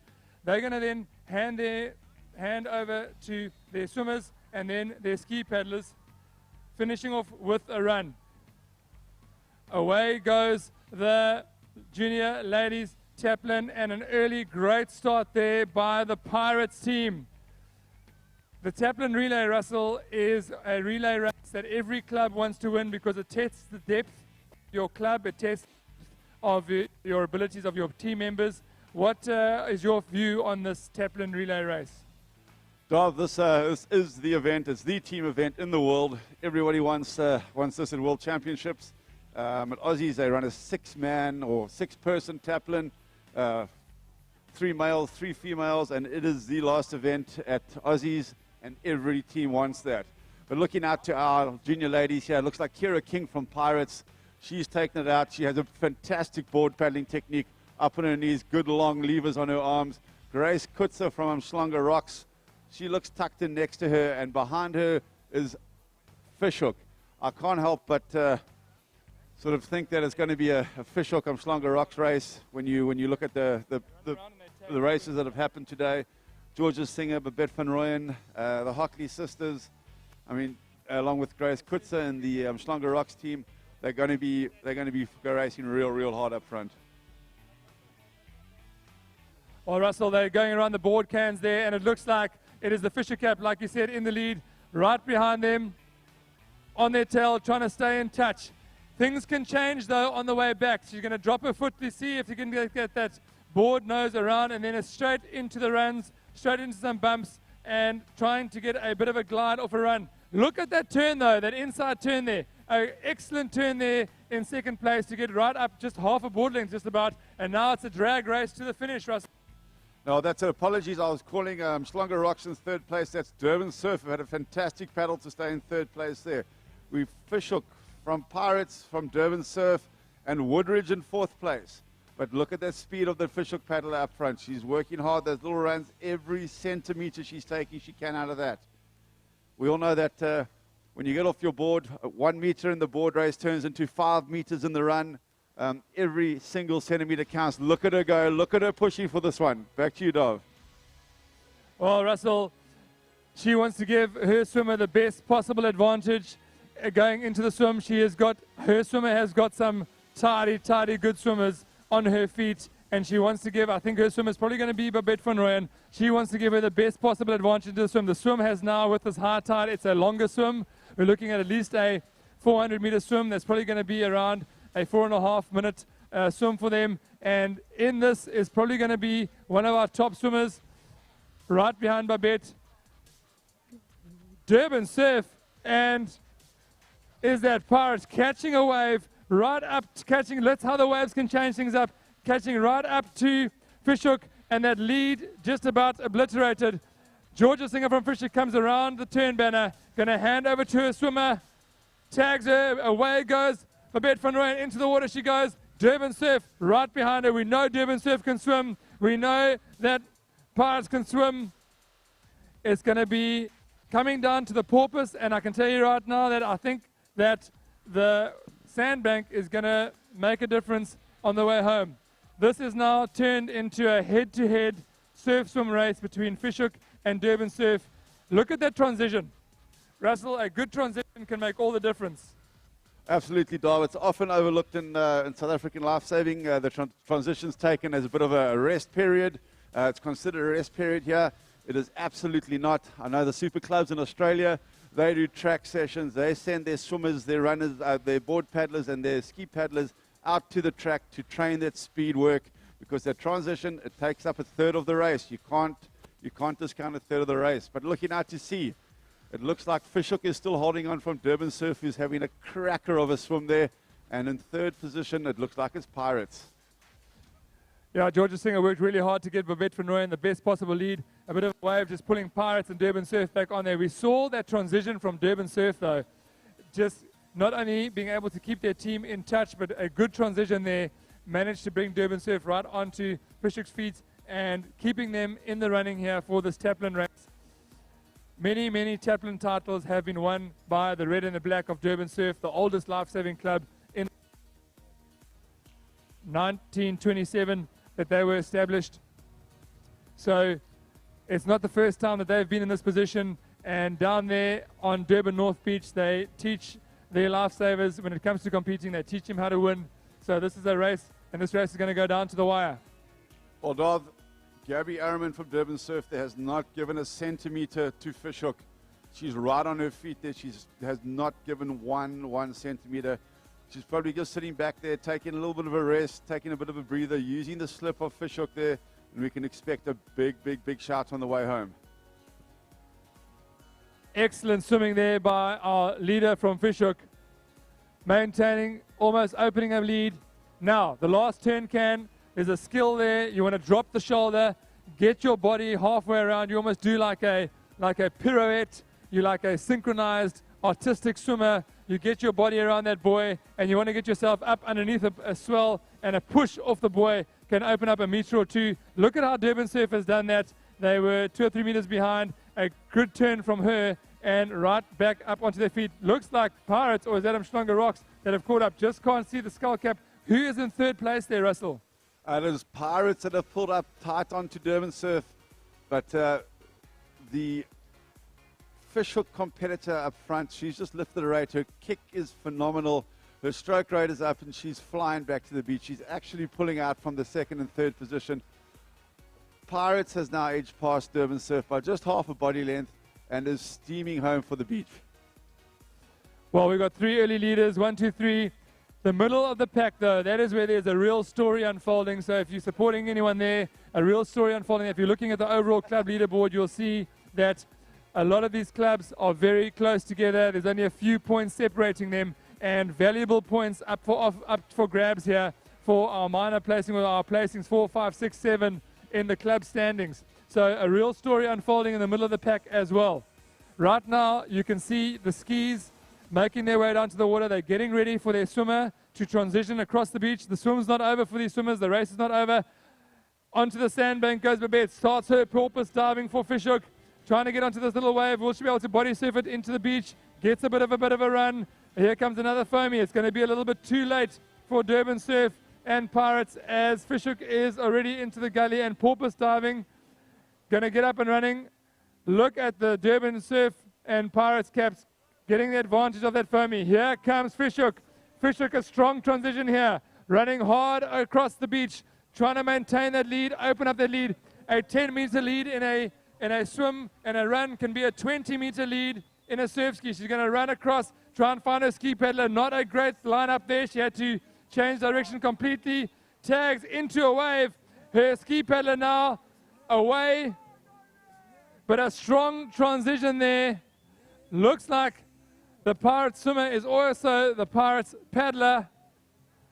And Pirates now into the paddle. There goes Durban Surf. A strong run there across the beach.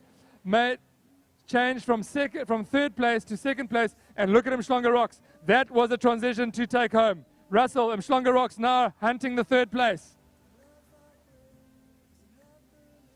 Umhlanga Rocks transitioning hard, hunting the third place. Going to try and get across to the Durban Surf's tail. Clifton right behind her.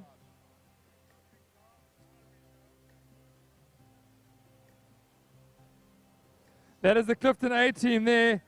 Gonna say that is most probably Ellen Hodgkinson in the ski, trying to hunt down that Umhlanga Rocks cap. And in turn, Umhlanga Rocks, just trying to see who that is. Is that Saskia Hockley? All the pressure now here on Fishhook as he hits the first turn can. Gonna hit to the apex.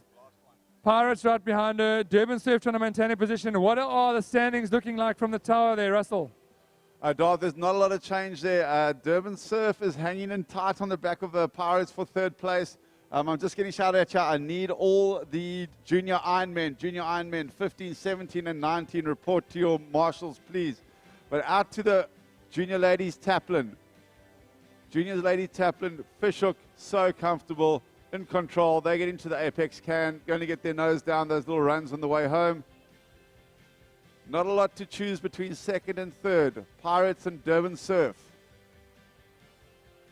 Very, very strong paddle by Umhlanga Rocks coming up the inside. They could be challenging for medals soon. But heading back to the beach, look at that lead. Look at Fishhook. They're just making it their own. Tapping away down little runs. Squeezing every little centimeter out of it. Second place by only a ski length. Pirates. Durban Surf and Umhlanga Rocks coming in hot. Durban Surf are going to start feeling the pinch of that bronze medal.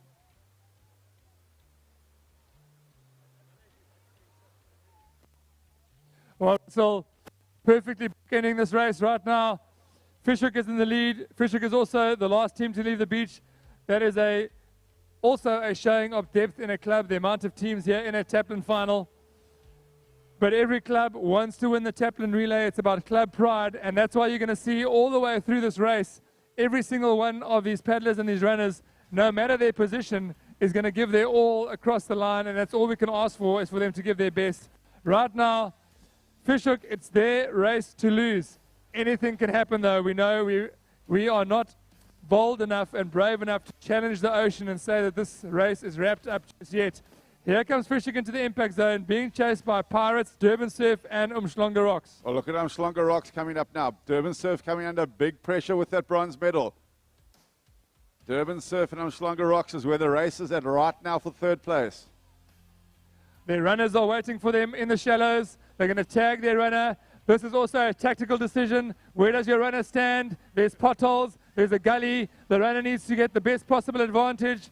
Tagging runner, that's going to be Anastasia Butler. She's a silent assassin. She can move across the beach. Fishhook is going to take the junior ladies taplin title back down to False Bay and put it in the trophy cabinet. Loud and proud, 2023 champions is Fishhook. We're going to try and get an interview from them shortly. Pirates going to take the second place. And it's a race for the third. It's a race for the third between Umhlanga Rocks and Durban Surf. Umhlanga Rocks, Durban Surf, the two clubs from the tail, going to go the way of Rocks. The red and the black from Durban Surf. Brave racing by them to claim the third place.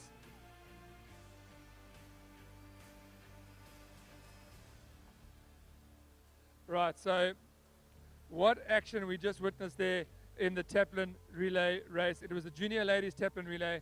It's a test of the depth of your club. We saw a fantastic board race there. First off, by Fisher to get a narrow lead. We saw how the transitions really came into play there, how Durban Surf's transition put them into a good, strong position. Ultimately, not enough to keep them on the podium. Going to the swimming race, that's where all the pressure is going to come for their swimmers. We've got some strong swimmers coming from up country, and the Fisher team really maintaining and actually opening up their lead. A great transition into the ski race, into the ski leg for Fisher. Meant that they had a comfortable run. It was a win in the end for Fisher, but I got to tell you that Pirates was coming in strong there, chasing the runs, almost got onto a little wave that could have changed things. That then happened for them as Mshlonga Rocks got a wave, and what had happened for Durban Surf, Mshlonga Rocks got a wave and then took the third place there. So that is the junior ladies taplin relay. Back to Russell in the tower, just to keep calling the rest of this race while we see if we can get an interview with the winners. Thanks, Dov. Senior men board relay. You need to get down to Ian and get marshaled for your final, please. Ian's getting ready for you. In the junior men's arena, we have all the Ironman finals, under 15, under 17, under 19 finals. That's going to get really exciting. Up towards the harbour side of the beach. In the middle of the beach, you've got the men's board relay final, and you have the junior ladies taplin relay finishing off. Been an extremely exciting race, very, very tight up front. Fishhook dominating through there. And speaking of which, I'm going to go have a look at the live heats, the club aggregate scores, and see what's going on there. Well, Russell, if you just take a look at the screen, you can see what you're talking about there. It's on the live, and just commentate over the screen there.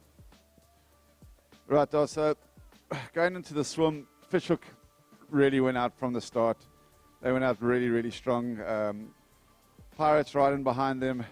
When they got to the can, there was a Durban Surf swimmer right on the Fishhook lady's tail. Right on her slip, hanging in there, resting out a bit. It seems like the Fishhook lady was taking a bit of a breather around the back of the cans. And as you'll see, look at that kick increase, look at her stroke rate increase, and suddenly she went from 1 body length ahead of Durban Surf to 2 body lengths. We draw back now to, as they're getting into the wave line, Fishhook are up and going 2 body lengths ahead of Pirates into the last transition, and there was no stopping the Fishhook ski paddler. Once you got that sort of lead, it's going to be very hard to catch them. Pirates in second place, being chased very, very hard by Durban Surf. And the cap of Mshlonga Rocks just in shot there. They started a long way back, and they really, really hunted down that third place Durban Surf paddler. You can have a look at Mshlonga Rocks now coming down. A nice little run, just halving that lead that Durban Surf had on them. As they hand over to their runners, Fishhook flying along the beach. No need for that much effort. They were miles ahead. But have a look for second place here. Comes across Pirates with the big races for third and fourth. Look at that. Durban Surf, Mshlonga Rocks. Looks like Mshlonga Rocks just snuck in ahead of you, Dov. You got your team there ready for interviews. Well, Russell, thank you very much. I am here with the winners, and we have seen these ladies on screen before today, and here they are again, some of them. I'm going to start with the silent assassin who anchored off there. Tell us, in the end there, no pressure for you, but what was going through your mind there as you saw your paddler coming in home? We're going to win this. Yeah. And tell me, was there any tactics there for the run, just in case? Just run as fast as I possibly can. That's normally the best. That's normally the best tactic. Naomi, you had a few very accomplished ski paddlers coming up behind. What was going through your mind as you got anchored into that last leg? I just wanted to hit that boy first because I knew we're from Cape Town where the wind's always blowing, and I could catch him 2 runs back in. So race to the can for you, catch some runs back. The pressure here was on the first leg. It was almost like a board race for you, Georgia. You wanted to give your team the best possible advantage. Tell us about that paddle. I needed to get a good lead and a good start, and if I didn't, well, then I put my team at a disadvantage. So I was happy with how my start went. Just a little bit scary at the end there. All the girls scored glad I jumped off early. And then finishing off with the swim leg, that was a tough one because you got people breathing down your neck. You never know who's coming. There's some strong swimmers. What were you thinking? I was so scared. I just wanted to open up that gap a bit for Naomi, so there's less pressure on her. But flip, it was scary having all these fast swimmers behind me. I just wanted to go. Well, that is your junior ladies taplin winners, and we are going to now move on to the senior ladies taplin relay. Some exciting racing about to happen along with the senior men's taplin relay. Well done to our junior winners. Well done, ladies. You got the gold medal for your club. Excellent racing.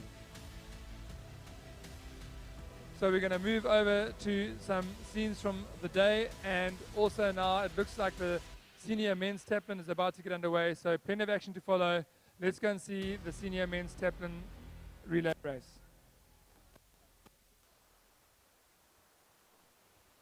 Yeah, Dov, that's the senior men board relay coming onto the start line in the central arena. The taplin relay will be the last event for the day in the senior men's arena. But nevertheless, this board event should be fast. We see quite a number of the junior competitors juniors from Pirates, juniors from Clifton. They've been brought up to bolster the senior teams. I'm sure there's Fishhook juniors up there chasing that point score. This club leaderboards caught my attention recently. And let me just update here. We have Fishhook currently on 521 points, leading the club leaderboard, with Clifton in second place on 496 points. That's 20 odd points behind. My maths isn't great, but that's not a lot of points with all these events still to come for the day.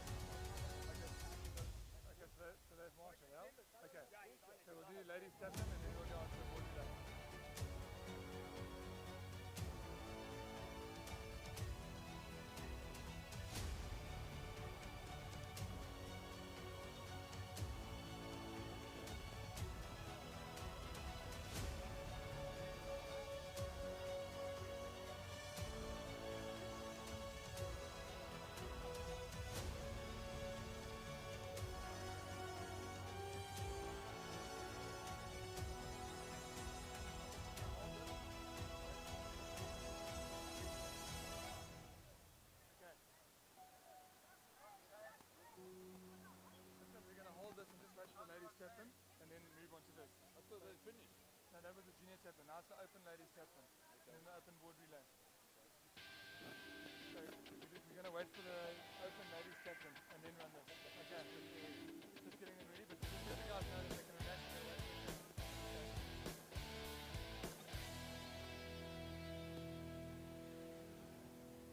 So Russell, next up we are going to have the open ladies taplin final.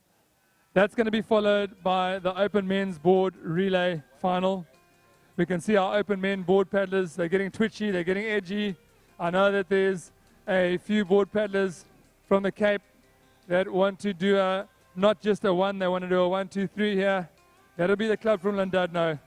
They take the board relay seriously, and so does the Fisher Club, so that's going to be a matchup of note.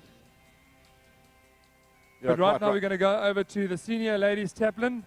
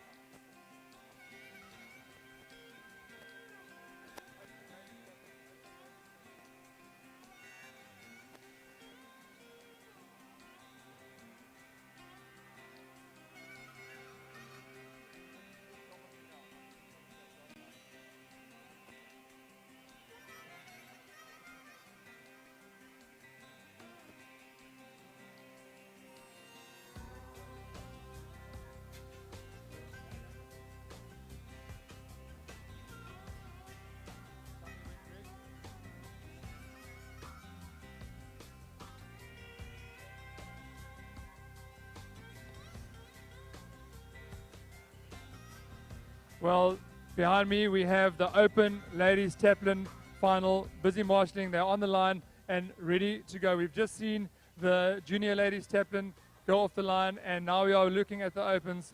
The same sequence. It's going to be board, swim, ski, followed by the run. It's always anchored by the run. And these are your senior ladies. This is the Open event. This is a big title. This is a big scalp for any club.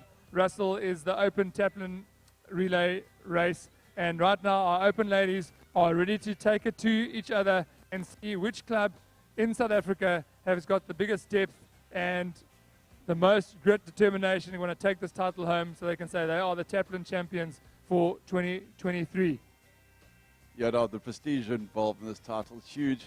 I would suggest we're going to see a good number of the junior ladies racing up in the senior events here. That Fishhook team looked devastating. Yeah, it'll be interesting to see if they're racing up and yeah, what the other seniors have to counter that attack.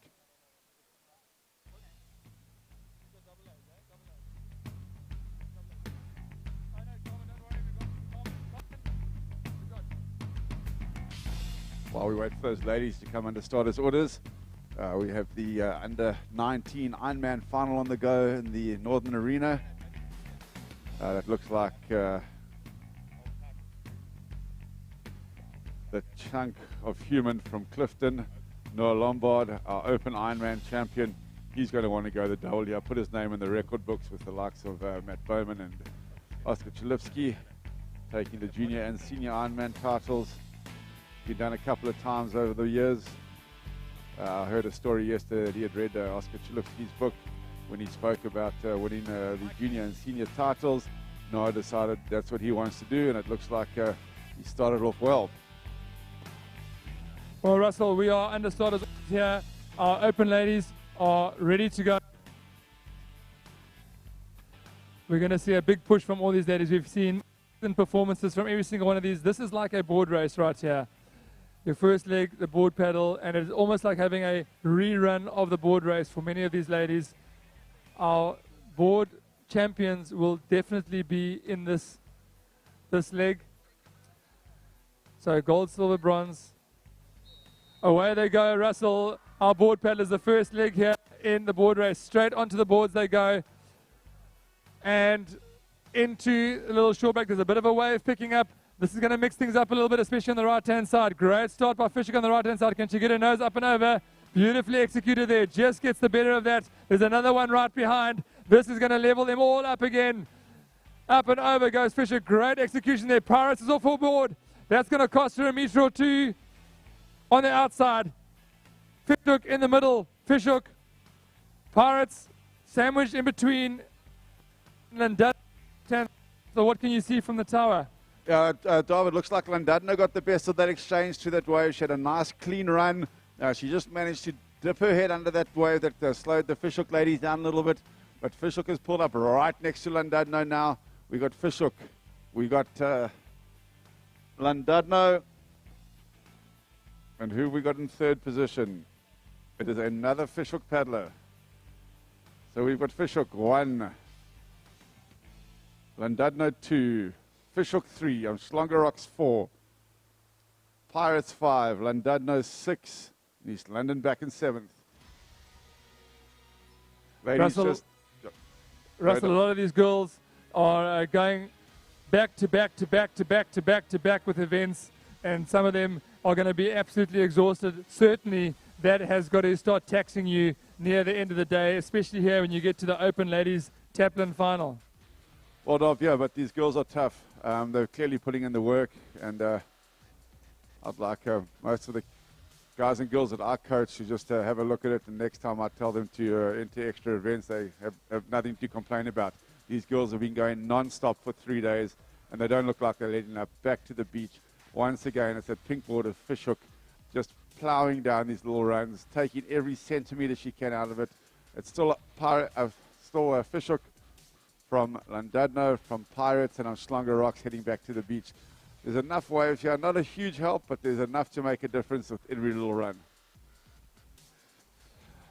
Well, Russell, it almost looks like a repeat of the junior Taplin as Georgia Singer from Fishhook takes a commanding lead in the board paddle here. to open up a lead for her team. But Llandudno in second place right now, holding that second place, and it's between them Schlonga Rocks and Fishhook for the third place, pulling up onto a little wave. This is going to pull them all the way together. That is going to be a joint second place for Schlonga, Fishhook and Llandudno. Pirates trying to hang in there. Another Llandudno cap behind. They're going to catch right up to Fishhook. All that hard work comes to naught. She gets off her board. She's going to have to do a strong run here to try and maintain that position. The pressure is now back on the swimmers, and we have got South African champions in this lineup. Here comes Llandudno. Great running by her. Look at that transition.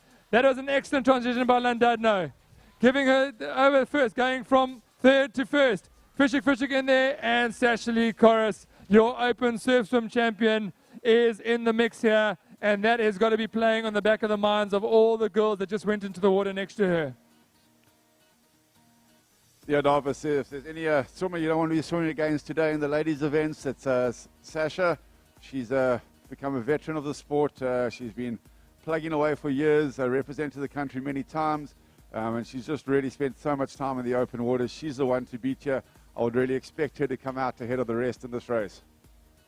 Well, Russell, the Umhlanga Rocks A team, Sasha swimmer, their board paddler now is that Saskia Hockley. Michelle Byrne is going to be their ski paddler. Nicolette Challenor, their runner. That has got to be the team to beat. I mean, come on. Yeah, Dov, on paper, that's going to be the team to beat. We got Michelle Byrne, former World Open Ocean Surf Ski Paddling Champion. We've got Nicolette Challenor running. She's current South African representative. Sasha in the swim at the moment. It's on paper it's going to be theirs to lose, but these Fishhook girls have just been absolutely unbelievable the whole weekend. They just brought it on every single race. Got to say that this result, I think, is going to be made most probably in the surf swim and the transition off the surf swim. That's going to be my prediction, is that off the back of the surf swim, and what happens here is what we're going to see happen on the podium, because this is a critical swim, and if the other clubs want to stay in touch, they are going to want to stay with Sashali Corris, our South African champion in the surf swim. Well, Dov, let me tell you, these other girls aren't letting Sasha have it all her way. Llandudno and Fishhook are stuck to Sasha like glue. There's nothing in it. Sasha's got maybe half a body length.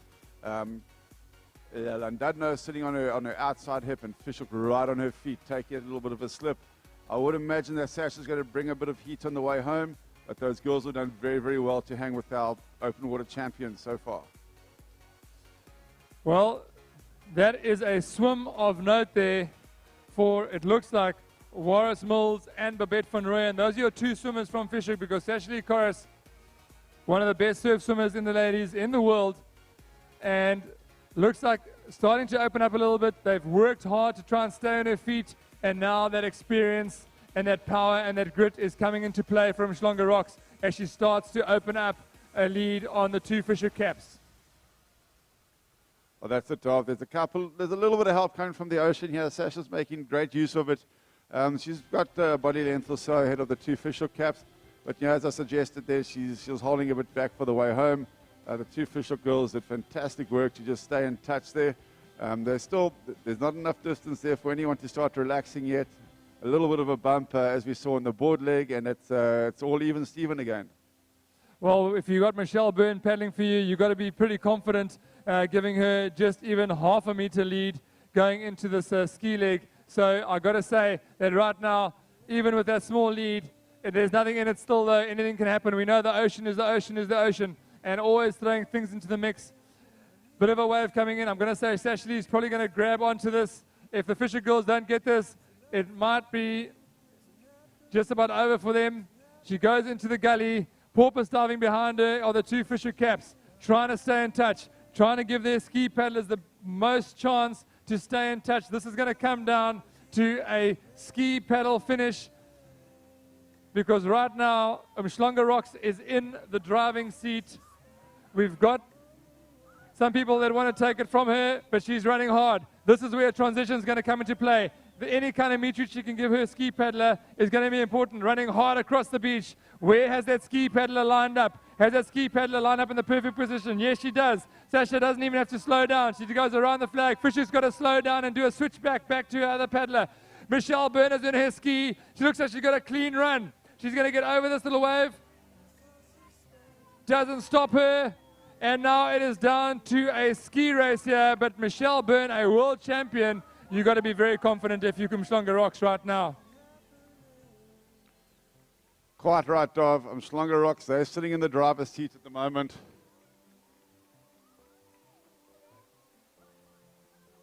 Michelle looking super comfortable, sitting up high, good, strong, powerful strokes. Stroke, excuse me, rating quite a lot higher than the fishhook girls.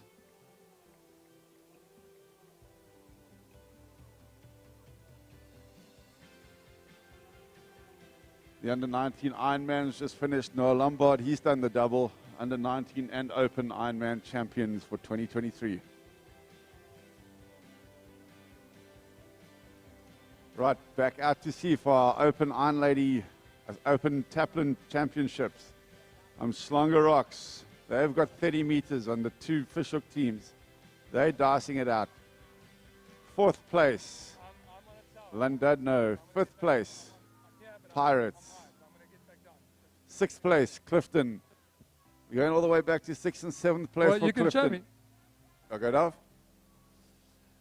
Well, back out to sea, I've managed to find myself a bit of a perch to get a bit of a view. And I can tell you right now that Umhlanga Rocks is firmly in the driving seat here. They've gone around the apex and now heading back for home. That's Michelle Byrne. She's going to head over to Nicolette Chellenor. No one's going to catch Nicolette across the beach, and especially not with a lead of like 30 meters here. So Umhlanga Rocks here, barring some kind of major league disaster, is going to take the gold. And the silver is either going to go to a junior team or a senior team from fishhook. Holly Smith from Llandudno has steadily been closing the gap on those fishhook teams. Right behind her, Tanny Smith from Pirates, just maintaining. But those fishhook teams better not relax, because I can tell you that the Llandudno cap of Holly Smith, the rating is higher, it's much higher, the cadence is up, she's catching runs, and we've seen stranger things happen to leads like this going into a final sprint. Here comes Umhlanga, Russell. Dov, that's it. That looks like it's, without the commentator's curse, that's Umhlanga Rocks in the bag. We're champions for 2023. Fishhook 2nd and 3rd. But look further back at the sort of minor placings, going points on offer right back to 8th place. And looking at this overall club point score, every single point is counting at the moment between Fishhook and Clifton. Clifton are going to have 2 more scoring teams in this top 8. They're not going to score the same points that Fishhook have, but they're still going to be popping points on the board. Back into the beach. Michelle Byrne hands over to her runner. That's Nicolette Chellenor running for Umhlanga Rocks. Here she comes, and look at her go. She's even running hard. She is pushing hard. She's going to cross the line in style, and the Taplin relay title goes the way of Hubba Hubba Umhlanga Rocks, KZN North Coast. Fishhook, the seniors versus the juniors. Here comes the seniors, Alexander Cottrell for Fishhook. Across the beach, getting chased by the junior team. It's Fishhook in 2nd place, Fishhook in 3rd place. That's your top 3, Russell, in the Open Ladies Taplin Relay. We're going to see if we can get an interview with them. Let's talk about a replay, Russell, and take a look at the screen there. We'll see if we can get a replay going for you. Talk about some of those transitions there. Right, yeah, thanks, Dov. That was a really, really tight race up until the swim, all the way out to the cans, where Sasha Nordengen absolutely put the pedal to the metal and pulled 2 or 3 body lengths out of the rest of the girls. And then I handed over to former World Open Ocean Surf Ski champion Michelle Byrne, who absolutely tore away from the rest. We're just waiting for the replays on the live feed here, watching the Clifton teams finish here, they're still putting points on the board for their teams, chasing that grand aggregate, the prestige of being the highest point scoring club in the country. It's sort of the first year since the pandemic that everyone's got full teams here, everyone's back in practice, and yep, it's going to be a fight for that grand aggregate of the club.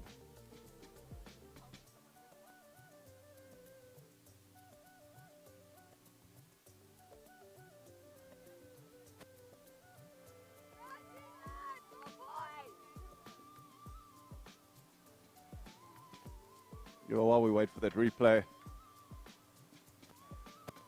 just having a look down the beach. The crowds are filtered in. It's a lovely Saturday afternoon down here in Port Elizabeth, Gqeberha. DHL Lifesaving South Africa banners fluttering in the light southeasterly. Hundreds of craft, hundreds of people, all down experiencing the sport of surf lifesaving, the only sport in the world with a community base. Yeah, Russell, sorry to interrupt you there, Russell. We need to get this interview done so we can move on to the open men's board relay. But we have our open ladies taplin relay winners. It's going the way of Mshlonga Rocks. Well, what an excellent race that was.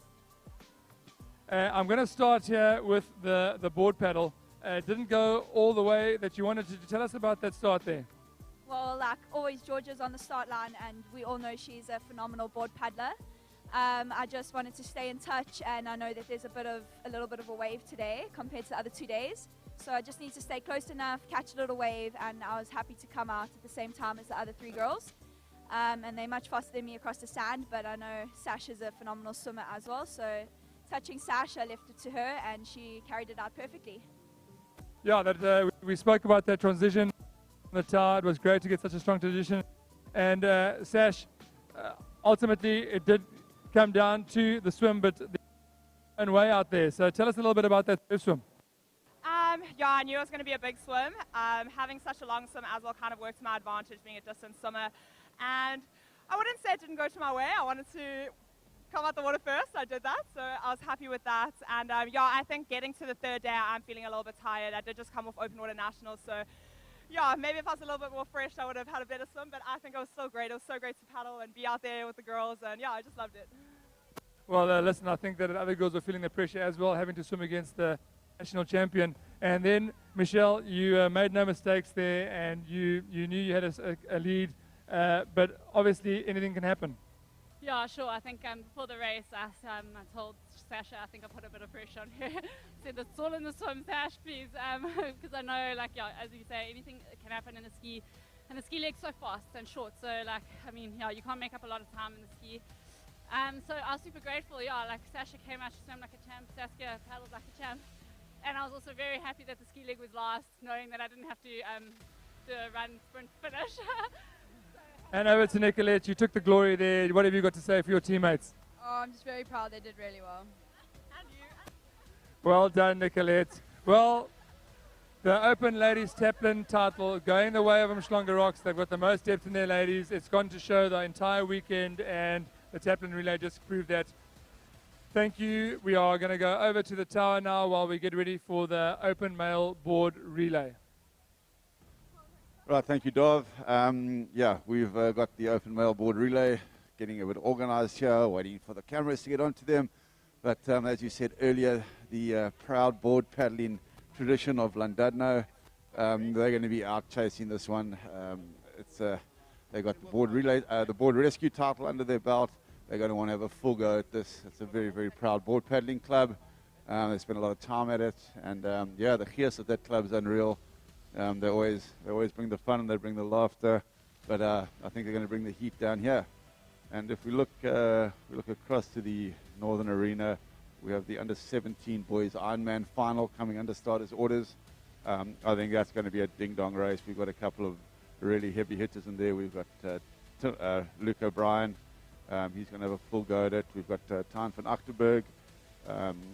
He's won the board race under 17. He's won the surf swim under 17. He's in the ski final. Yeah, going to be very interesting to see how he goes against a couple of the other guys. So yeah, that's looking very forward to that. We look like we've got a bit of movement down in the board arena. Well, Russell, looking at the overall point score, currently 2 points in it. A lot of the guys here on the board relay start race don't have cell phones with them, so I'm not going to tell them which way it's going. But there's 2 points in it between the two top clubs. Right now we're looking forward to the board relay, and I'm standing here amongst the competitors.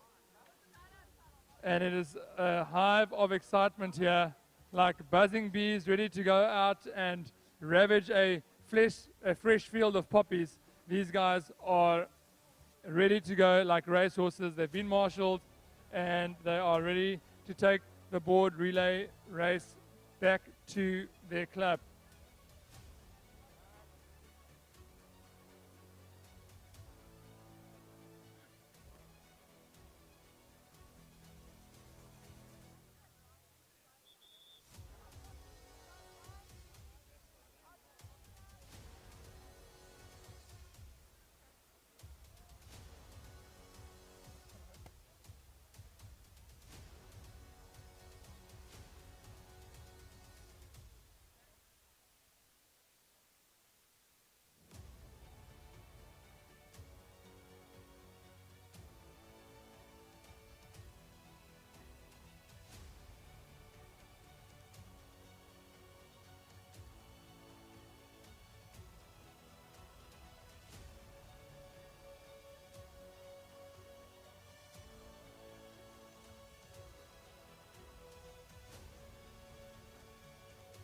While we Clifton are 1 point, or were 1 point ahead of Fishhook going into this race. So as things stands, the point score is even for the club aggregates. If Fishhook were to finish in front of Clifton now, but here we go. Here's a little bump. Here's those bumps we spoke about. They don't have a lot of power. I mean, a wave that size up in Natal, that'll be your lift to the beach. Here, Fishhook is going to have to work really, really, really hard to get down that. Just falls off the back. Llandudno is saying, you two clubs can have your little battle. We are focused on one thing and one thing only, and that is the board relay title. That is what we want. It's coming back down to the Atlantic seaboard between the granite boulders and at the base of Klein Leeuwkop. That is where this title is going right now, because look at this transition, Russell. Dave, I've been harping on about it. These transitions are absolute gold. You cannot underestimate the difference you can make in a transition. That was a couple board lengths. Now Fishhook are only starting to run, and Llandudno are back in the water. They're ready to go. By the time Fishhook gets off the beach, Llandudno is going to be through the waves and looking at that gold medal. Well, the Fishhook A team has handed over to the national board champion. He has got some work ahead of him to catch up to Llandudno. Clifton is hanging in. They are pushing hard, but Llandudno guys are not going to settle for gold only. I can tell you that right now. They want to cover the podium in turquoise white and navy blue, and they will be pushing hard to get that bronze medal off of Clifton. Yeah, the fourth position. They're working hard. Look at those legs working. The biomechanics of that, as your right hand's pulling through the water, your left hand's kicking against it, setting up the firing chains of your muscles across your hips and your core. But look at Shane Haupt in second place. He is winding it out there. He hasn't given up. He's going to try and chase Llandudno right down to the end. Well, on the line we can see the anchor, some of the other teams just waiting for their paddlers to go. This race isn't over for a lot of these team members, and some minor points still up for grabs, definitely down the ladder. Out in the ocean, Llandudno taking the race by the scruff of the neck and making their intentions, well, their intentions were made clear, but they are just cementing them right now. That gap has not closed at all. The national champion is having to work every stroke here just to maintain that gap between Llandudno and Fishhook.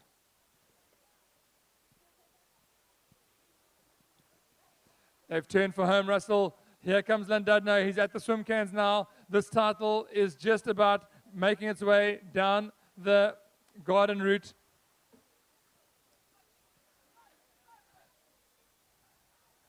In the middle of the turn cans is a bit of a set coming. I hope the commentator's curse is not going to come my way, Russell. But have a look at third What's place. happening at the back? Look at third place. I'm Schlongerrock, Shane, Matt Kutzer. He went in fifth place. He's pulled himself up into the medals. He's up Here on his comes knees the and he's wave for Fisher, absolutely though, Russell. winding it. A little bit of a wave perhaps building up. Is this going to be a fairy tale? No, it's not. Just not standing up the way he would like it to. Getting onto it though. Coming closer. This might still be a run across the beach. No. Here comes Llandudno. They've done enough. They did the work. The board relay title is going down to the granite boulders of the Atlantic seaboard below Klein Leeuwkop. Llandudno takes the board relay title. Fisher going to trot home for the second. Finishing out your medals. I'm Schlongerrocks and Llandudno still going at it. I'm going to go for an interview. I'm going to go for an interview. I'm going for an interview. David is going down for an interview. Llandudno, Fishhook.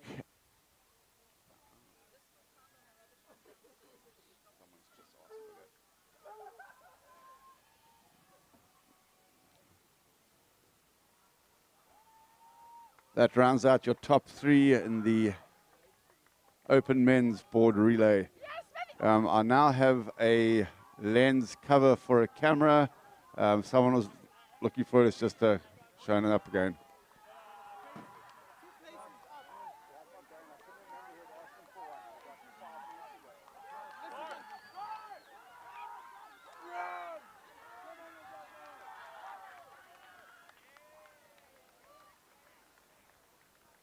What side? That side?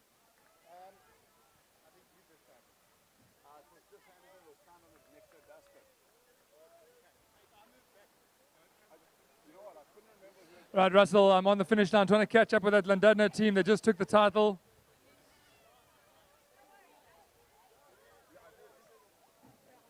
Right, they're just going to join me here on all the actions here on the finish line. The board relay is just concluded.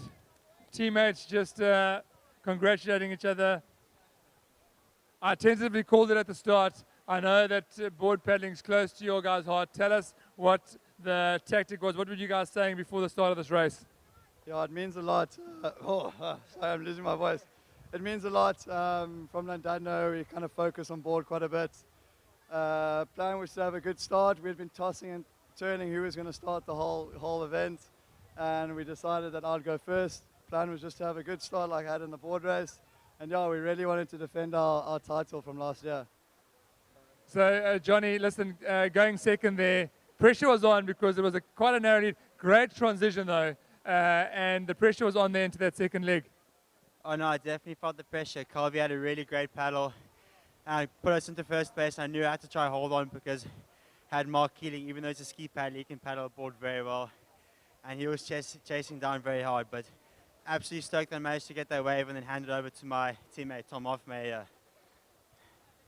Tom, you had a pretty handy lead going into the final leg, but you had the national champion right behind you. What's going through your mind? Well, I knew Shane was coming for me, and I paddled against him at Province, and he got me at Province, so I was quite stoked to be able to stay ahead of him this time.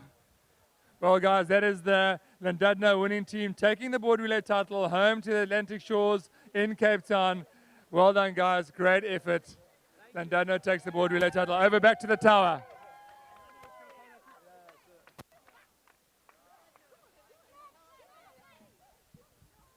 Right, what an end to that board relay final. Look at the chaos amongst the Llandudno team on the beach there. They've obviously put in a bit of time and worked hard. Just moving back to the Northern Arena. This is the second of the semi-finals, which will explain the slightly slower pace that I was wondering about earlier.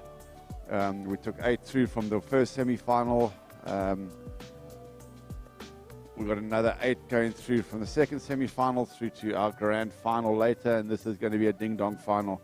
There are some really big hitters here in this under 17 age group. Really is an age group I'd like to be racing in. Looks like it's Wade Bjerks and Luke O'Brien coming off pretty comfortably after the board leg.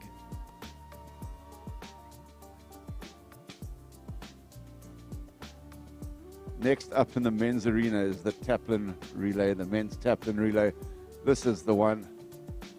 This is what the clubs are after, whether it's a provincial, national or international level. This is the big one.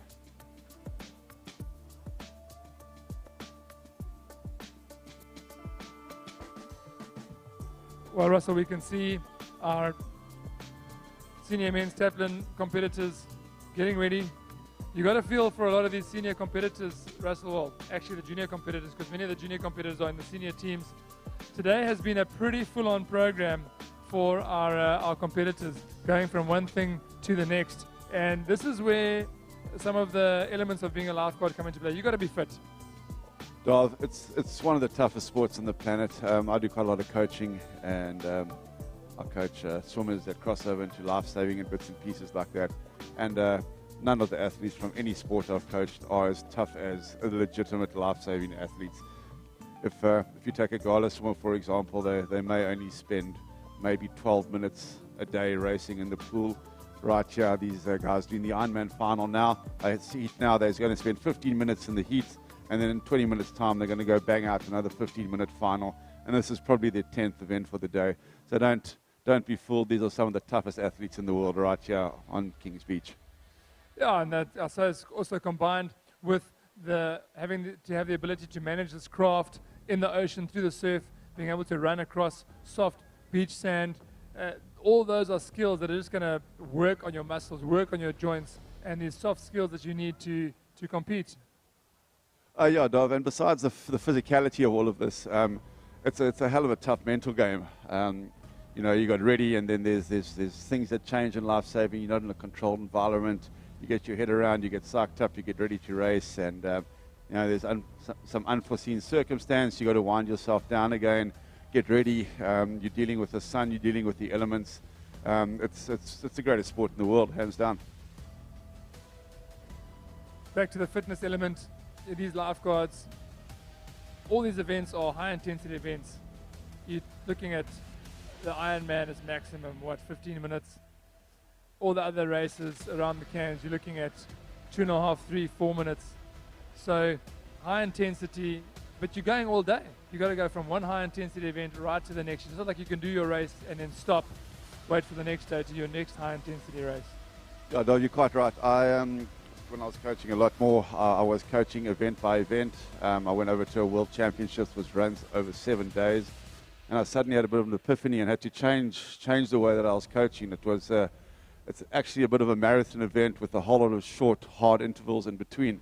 And we tweaked what we were doing with our training, and it started to pay dividends. You're not training for one race. You're training for 20 races over 5 days. And training these guys have done, we have seen a story unfold here over the last 3 days on Kings Beach, Gqeberha, Nelson Mandela Bay, and the story has been that a number of Cape clubs have come up here with intention. And we saw Clifton take the overall title a few years ago. We've seen Umhlanga Rocks take it back. It's been a ding-dong battle between them. I think before that, one of the other clubs, I think it was Summerstrand or Durban Surf, Marine Lifesaving Club, and that seat of power moving down to the Cape, and Clifton have been very focused. They've come in here with them on a mission, and the story unfolding here is that they are not having it all their own way. They are not having it all their own way. They are getting a bit of uphill here from one of their clubs down in the Cape, Fishhook, and that is the story that's unfolding here. All of a sudden, faced with a prospect of an overall win, it looks like the Fishhook troops have garnered, rallied, and the battle is on. Dov, that's what Fishhook is well known for. They have a huge artillery of past members, still maybe not that active, but when it comes to champs time, they rattle the cages, they knock over the stones, and Fishhook can bring it on any given day.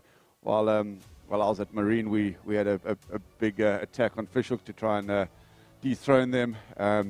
And every champ we got to, they managed to have another 5 or 10 past or present world champions under their cap, and it's quite frustrating trying to beat them. Well, we're currently waiting for the senior men's taplin to get underway. Out of screen, if you are watching on live stream, the under 17s are concluding their Ironman heats. Still got a big afternoon ahead for those youngsters if they've got to do their finals as well. I think that might be on to the last of their events. Today is the Ironman, but we are looking ahead here to the senior men's taplin, and our board paddlers are on the line. They've been marshaled. We're waiting for one more team. They're waiting for Fishhook C to go and line up. And then this race is going to be on. Russell, what do you think is going through the minds of some of these competitors? It's been 3 hard days. How do you pick yourself up and give it another crack? Well, I'm just looking at Matthew Kutzer down there, and I can tell you what's going through his mind. I can't wait to not be a junior anymore and only come and do senior events. The boy looks shattered. He puts in an extreme amount of work, but I actually don't think I've ever seen him looking this tired. But I know he has a huge heart. He'll dig deep. And I think that's pretty much across the board here. You look at all the juniors in the senior teams there.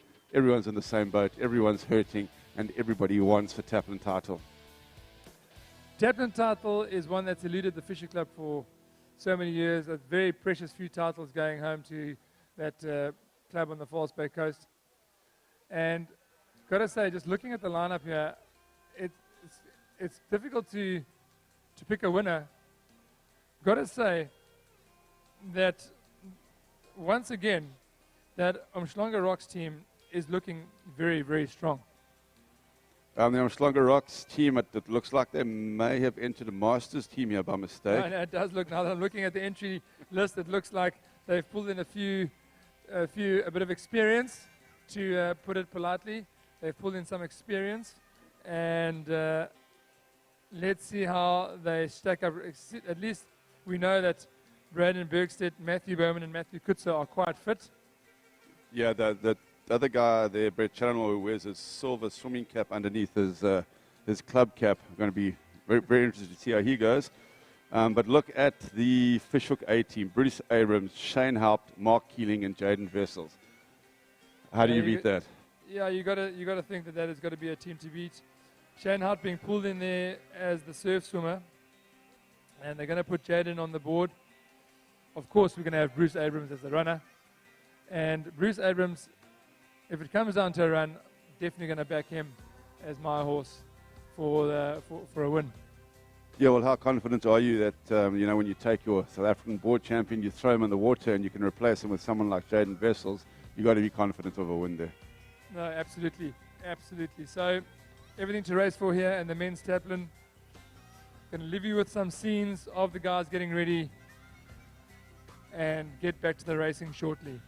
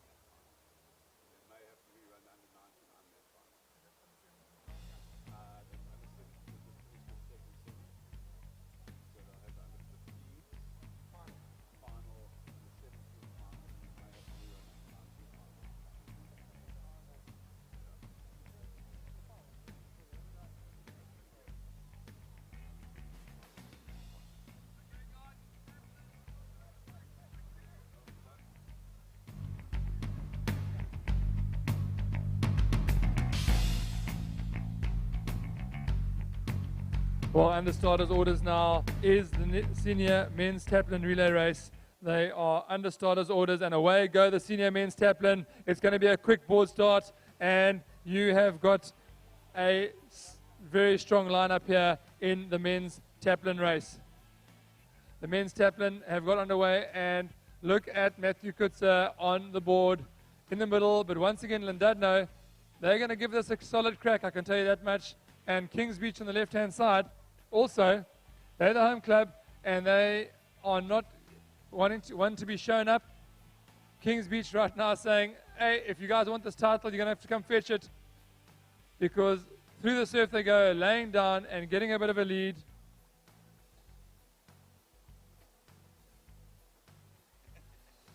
Right, now we can see our board paddlers, Russell, are into the thick of things, and it looks like the Umhlanga Rocks cap is that Matthew Kutzer taking the lead here and wanting to give his team the best possible chance. Down he goes onto his stomach, gets himself around the turn can, level with Kings Beach on his outside. Fishhook now trying to stay in touch. We can just see on the beach here is our swimmers starting to get ready. There are our swimmers. There's a lot of pressure on these guys. The tide is busy dropping now. Those potholes have come back into play. You can see some of the guys running down to the water's edge, trying to check out, trying to see if they can find a clean channel. Here come our board paddlers. Our top paddlers, our leading clubs have now turned the last can. Kings Beach, Umhlanga Rocks, Fishhook, and Clifton. There is the battle. Now all Lombard, it looks like, on his lay-down board is this. It's almost as if the rest of the world doesn't exist between these two clubs right now. Look at that motivation right there. Look at that motivation right there. That looks like it's the young Levi Mays, and perhaps a change has happened in the Fishhook teams. Right, as they're coming back into the beach there, Clifton, Fishhook, Kings Beach, and Umhlanga Rocks. That's your top four as they come back to the beach there. Matt Kutzer, Umhlanga Rocks, he's up and going. He takes a dive on the shore break. Kutzer's up. Kutzer, Fishhook, Kings Beach, Clifton, winding it around the corner. Who's swimming for? There we go. There's the handover. And it's Brett Challenor for Umhlanga Rocks taking out. Look at that wade. Oh, look at that experience, Russell, there from Look Brett at him go. That is experience right there. That is how you start a surf swim. Getting those knees up high, starting the porpoise dive, not giving an inch. Hope he can still breathe. Under the wave he goes. And right, there we go. Well, he had a great start to the swim there. Doing it for his club.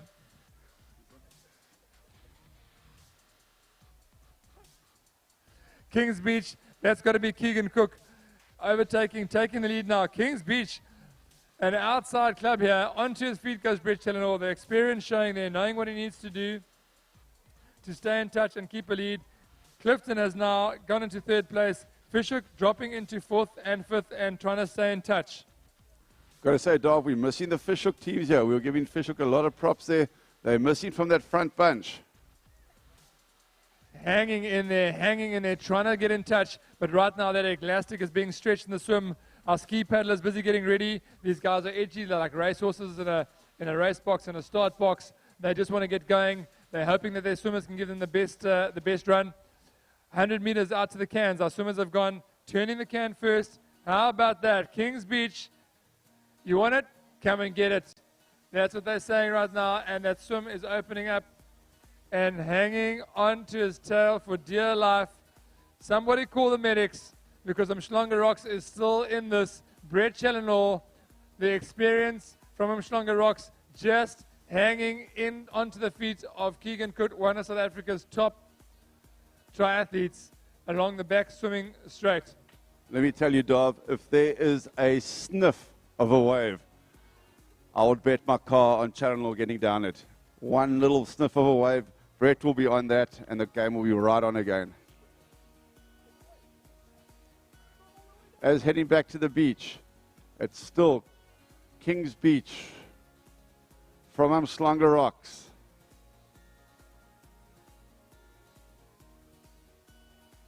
Well, into the wave zone comes Kings Beach, still holding the lead here. Let's see who the paddler is here for Kings Beach, because it's going to fall on his shoulders here to try and bring a taplin title back to the host club.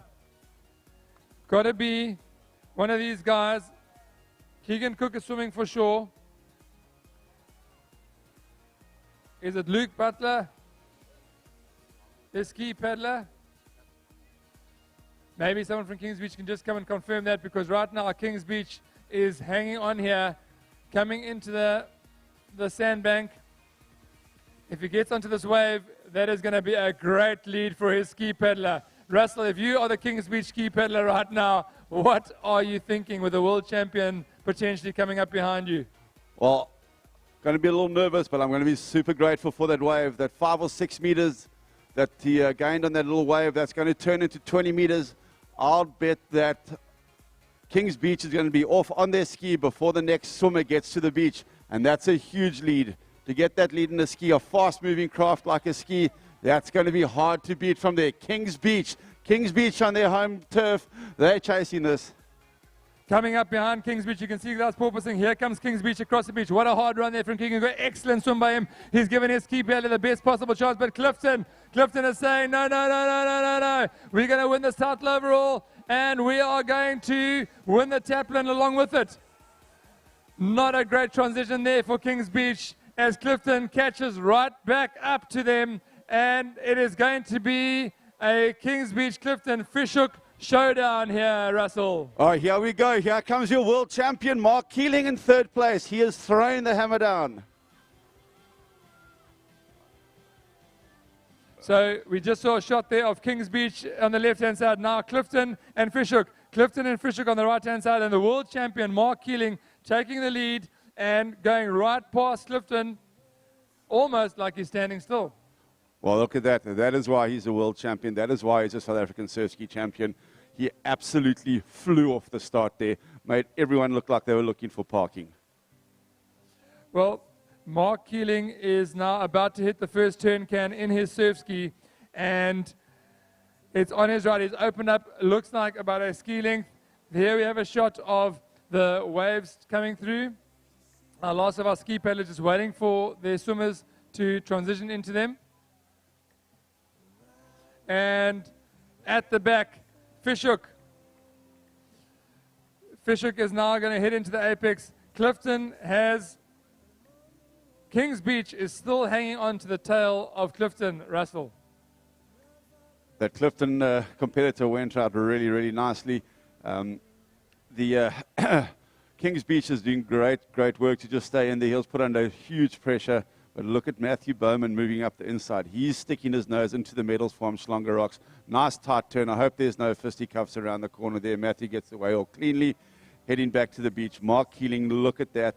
He's just opening up, just stretching down. Look at that. Mark Keeling, square in the center of your screen, all by himself, just owning the ocean. Well, Mark Keeling has certainly opened up a lead here for Fishhook. This might be a fairy tale ending here for the club from False Bay. From the False Bay coast, as Mark Keeling is bringing it home here. Bruce Abrams is on the water's edge waiting. Mark Keeling now about to hit the swim cans. Behind him, the action is unfolding, but right now it's Mark Keeling heading through the swim cans for Fishhook. This is the Fishhook A team, and they want the taplin title to come back to the club from Fishhook. Onto a bit of a runner he goes. He is the only one in shot. He is now coming onto the little wave zone. Here's the impact zone, a bit of a sandbank. He gets a bit of a run, and it's going to be a comfortable win here. I'm going to say, Russell, for Fishhook. I'll say Fishhook can bank this, but watch out. Across the sandbank he comes. He's going to hand over to Bruce Abrams, who's going to take the win here for them. Bruce Abrams going to trot across the line and take it, but have a look at second, third, fourth, and fifth place. Summer Strand. They put out a big shot. That looks like your bronze medalist from your surf ski title. Look Look at Greg Lowe go. He's just paddled his team right up into second place. Summerstrand, Pirates, Umhlanga Rocks. Look at them go. Summerstrand, Pirates, Umhlanga Rocks. One medal up for grabs. Pirates, Umhlanga Rocks. Looks like Umhlanga Rocks. Braden Bergstead is just going to hang in there for the Masters team. Well, what a finish there for second and third. Russell, I'm going to make my way down to the finish line and see if I can grab an interview there with the fishing team and see if we can see what went through their minds there going into this race. What a race there for the open male taplin.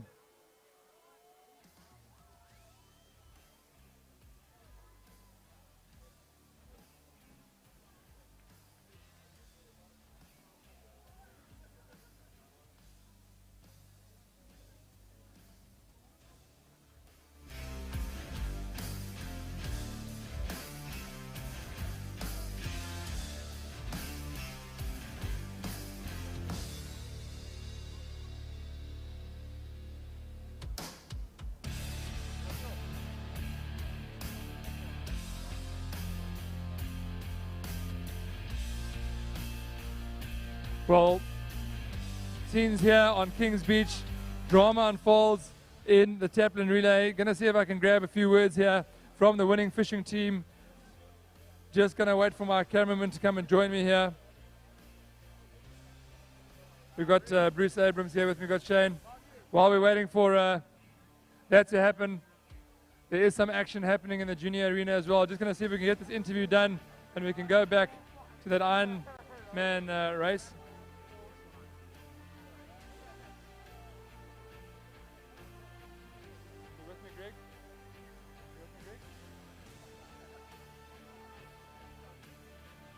Right, ladies and gentlemen, I'm standing here with the winning taplin team. The taplin title's not often going the way of the fishing team. Where is this fishing team? Club captain, we've spoken to you already today once before. Tell me, what was the tactic going? I saw a lot of talking and chatting and huddling and hand waving earlier. What was going on here in the fishing team for the taplin? Yeah, we were a bit upset about a few things. They're getting sorted out back office, so we won't go into those. But yeah, we went in a bit angry due to those things. We definitely had a point to prove, and I think we did just that. So yeah. Well, excuse me, choking up a little bit, you know. It's getting emotional.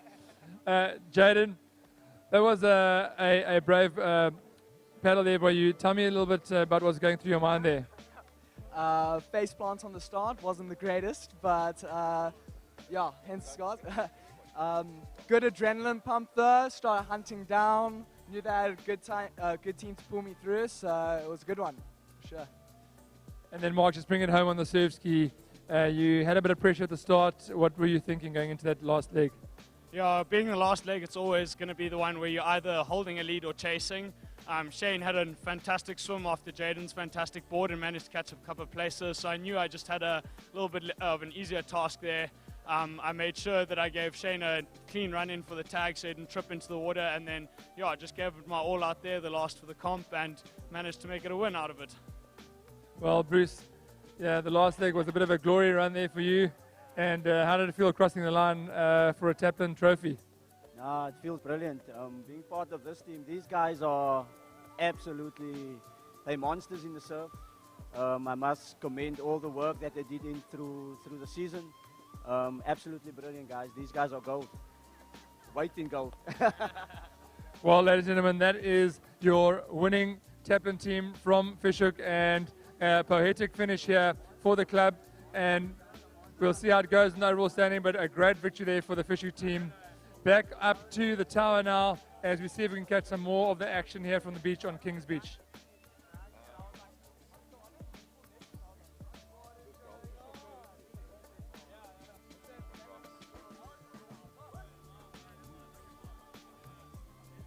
Right, as we just keep an eye on the under-15 arena, this is the under-15 Ironman final. Going into the last leg, Gull Marks from Umhlanga Rocks, being chased down by Landudno. Those two pretty clear. Going into the final leg, this is for your under-15 Ironman champions. Here we go, Gull Marks and Landudno They're going into their final leg. Not much into it. The boys are looking pretty tired. Nice, clean, and Slongerox is up and going. He's moving. He's got his momentum up. Second place. Landadno, he's looking very, very strong. And here comes the little wave. It's not much, but it's just enough to pop some momentum off. Slongerox is through. Landadno takes it in the chest a little bit, just loses some momentum. Here comes another wave. They're not big, but they're making a difference. Slongerox is through. Landadno takes another one to the chest. This is for your under 15 Ironman Championships of 2023. Slongerox and Landadno.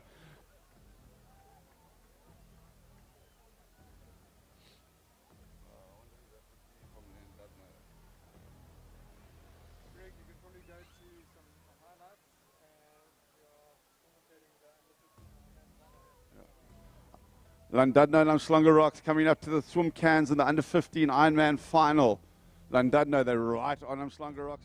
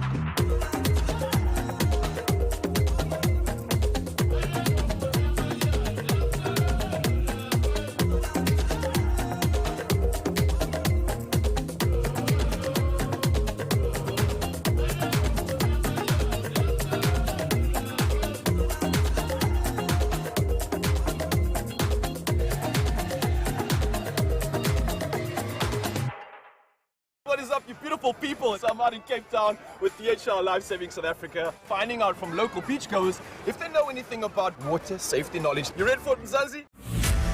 So what do you love most about Compton Beach? This is my first time at Compton. It lives up to the hype. Okay, you guys ready for some volleyball? Yeah. My name is Brian, I'm ready for some volleyball. Let's go!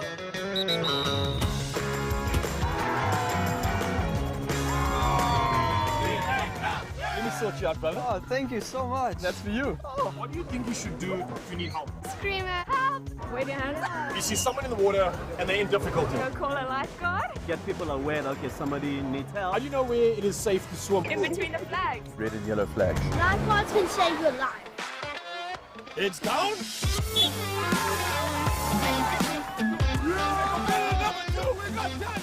Respect the ocean, listen to your lifeguards. More than anything else, bring a lot of cheers! Yeah!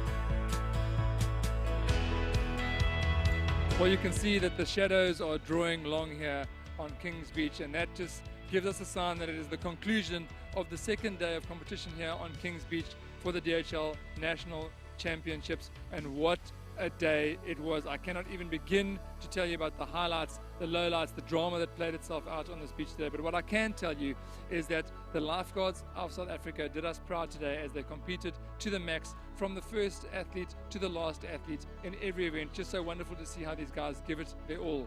Also starting today was the pool events at Newton Park for the Nippers, and we got some action there as well. So a fantastic day of competition here in Gqeberha at Newton Park Pool and on Kings Beach for Nelson Mandela Bay DHL National Lifesaving Championships.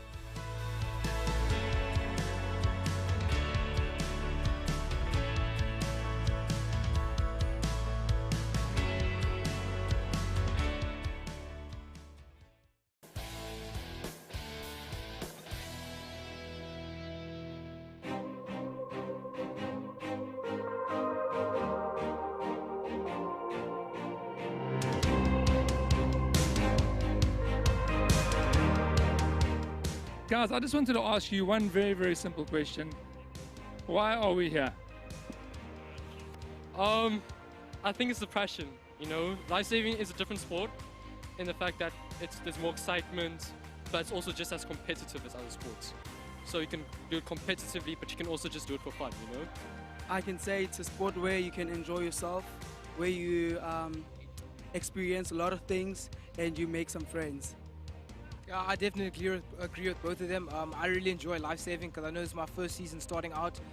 Yeah, it's been a really fun sport for me. For me personally, like Corbin said, I also really have a passion for lifesaving. Since I started this season, I've really tried my best to become a better swimmer. And yeah, just really tried my best to compete for my club and make friends as well too. Your first priority as a lifesaver is to just make sure the public is safe. So I definitely feel like swimming is a very important skill to learn. I know for me personally, I've come a long way with swimming and learning how to swim. So yeah, lifesaving definitely taught me to be more confident in the sea, obviously, without general training and just learning more stuff. So it's been a great experience for me.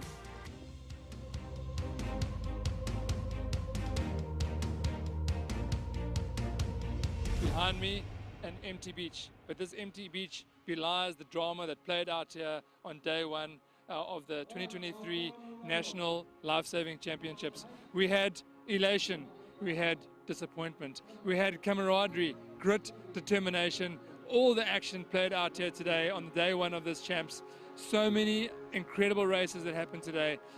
Close finishes, easy wins, heartbreaks right at the dying minutes of a race. So much to think back on and reflect on. But well done to all our competitors who competed today here at day one of the 2023 National Lifesaving Championships.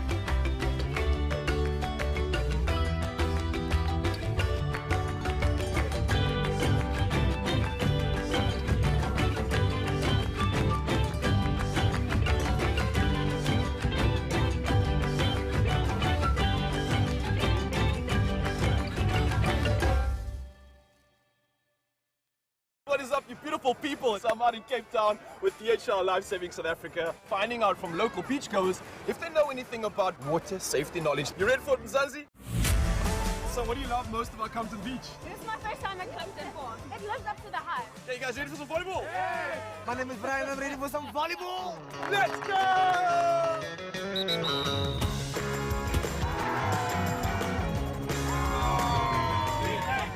Let me sort you out, brother. Oh, thank you so much. That's for you. Oh. What do you think we should do if you need help? Scream it, help! Wave your hands up. You see someone in the water and they're in difficulty. Go call a lifeguard. Get people aware that, okay, somebody needs help. How do you know where it is safe to swim? In between the flags. Red and yellow flags. Lifeguards can save your life.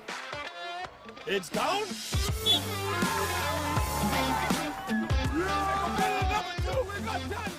Respect the ocean, listen to your lifeguards. More than anything else, bring a lot of cheers!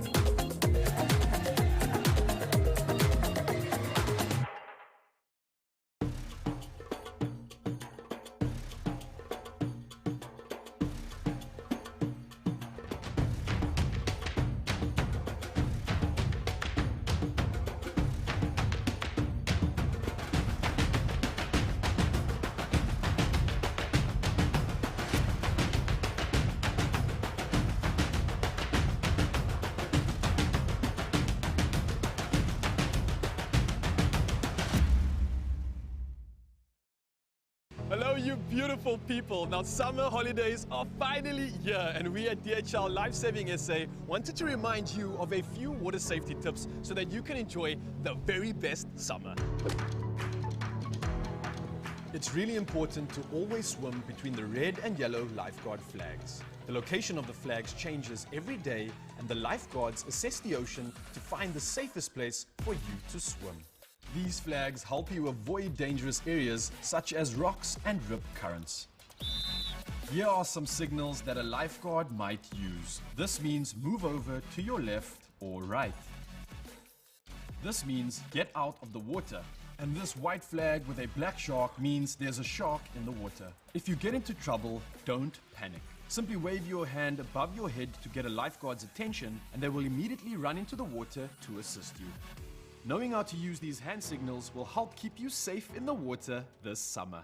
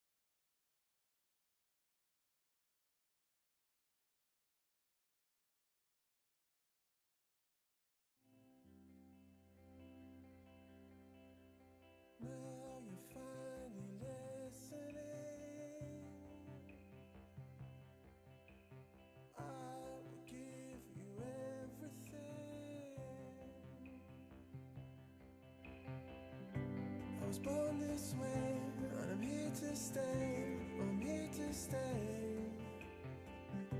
If the love I bring isn't happening, and if you see what I can bring, then I will give you everything. My thoughts are spun, and I'm on the run, I'm on the run. If the love I bring isn't happening.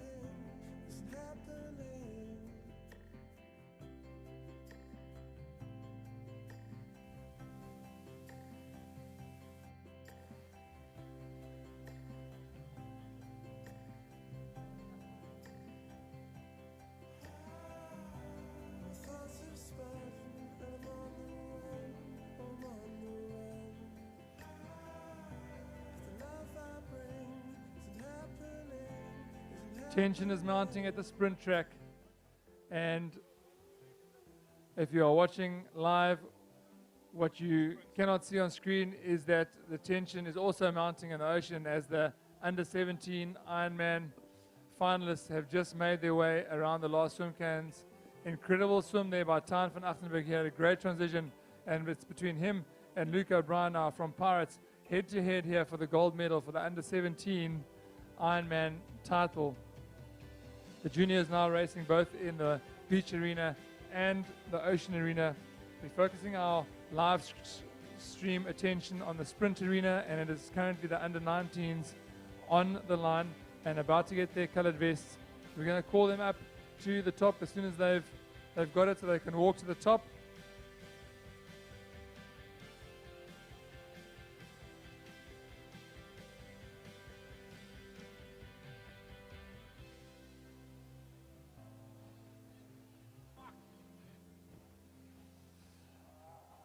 Right, ladies and gentlemen, your under 19 beach sprint finalists. Your under 19 beach sprint finalists in lane 1 from Big Bay, Jordan Roman. In lane 2 from Clifton, Samuel Boyson. In lane 3 from Llandudno, Kai Feister. In lane 4 from Clifton, Yusini Furtado. Lane 5, Kings Beach, Christian Apples.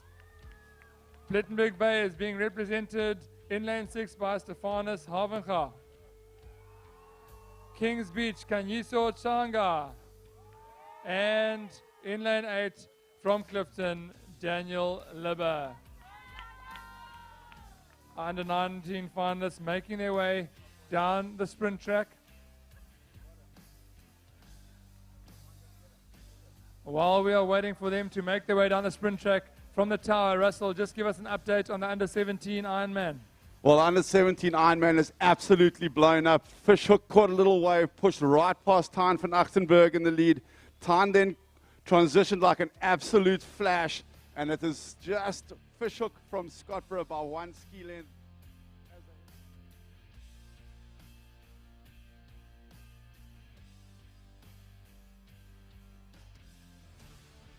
Our Finnish judges are ready. They've positioned themselves on the other side of the sprint track, so they've got the sun behind them.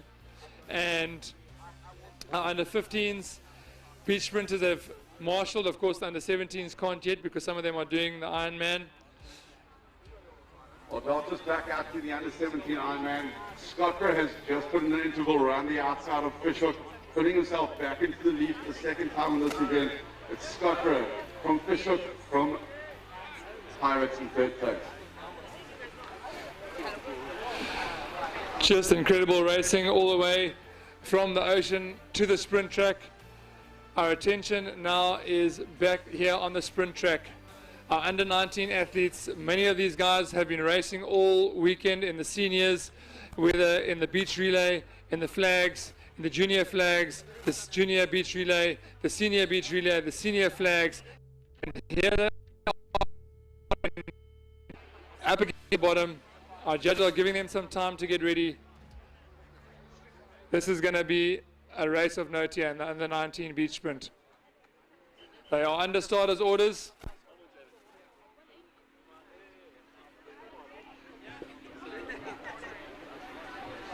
Over to you in the tower, Russell. Right, thank you, Dog. The tension is mounting down there on the MacArthur Bar side of the sprint track.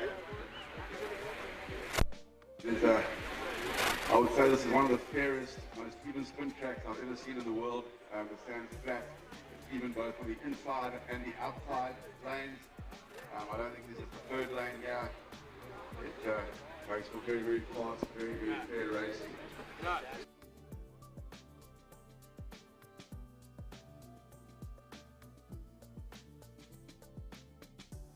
Feel the tension building as the under-19 sprint finalists go under starters' orders. Oh, and they're off down the middle. Looks like Kings Beach got out of the starting blocks like an absolute flyer down the middle. Kings Beach, but look at Clifton coming out from behind the banners. Clifton walk away with it. Clifton 1, 2, and I'd hate to call third place between Kings Beach and Llandudno. Look at the champions from Clifton. Well, Russell, I'm going to catch up with the winners. You tell us what's happening with the Iron Man final. Ladies and gentlemen, put your hands together for your under-17 Ironman champion, Tijn van Achtenberg from Scotborough. He did it the hard way. Had a bit of bad luck in the swim. Stuck at it in the ski. He's going to take it out by a full transition period. Tijn van Achtenberg, DHL Lifesaving South Africa 2022. Hit me. Right, I am on the line here with the beach sprint finals. Just happened in the under-19s. Absolute incredible racing here by the Clifton team. It looks like they took first and second. Samuel Boyson taking the win there. Let's go and hear from our winners here. Samuel Boyson, that was an incredible run by you. Tell me, I mean, it was close. And what was going through your mind there at the start? I thought I had him and I ran over my head, yeah. Well, listen, I know that you're sucking for oxygen. Incredible champs for you so far. I think that is an under-19 title there for you. The third, fourth, fifth is going to be very, very close. Second place, I think, not quite sure. I think that it went the way of Yusini. So let's go and see if we can hear from second place. Well done, Samuel, on a great run. It looks like a Clifton 1-2 there. Some great results there. Thank you very much. Moving over to Yusini Furtado here. Yusini, my man, that was a run for the books. Tell me, where did that come from? I don't know. It's my last SA champs. I'm leaving South Africa this year, so I just needed a medal for sprints. It's all I wanted, really. Last year I came 5th. This year, all I wanted was a medal. Train. I'm happy. Well, so glad for you that your dreams come true. You worked hard, you got it, you got a medal. Sorry too that you are leaving our shores, and sad for us, but happy for somebody else. So well done on a great race, Yusini. Well done. Thank you. Well, there you have it, ladies and gentlemen. Absolutely amazing racing there, coming the way of the under-19 beach sprint final. So we'll leave you with some scenes of the highlights of that sprint as we wait for the under-15 beach sprints to get underway.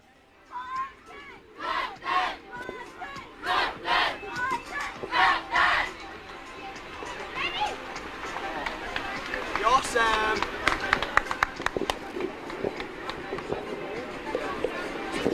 Well, Russell, I just want to start talking about the under-15 beach sprint final, which is coming up next. You can just give us an update on what happened there in the under-17 man final.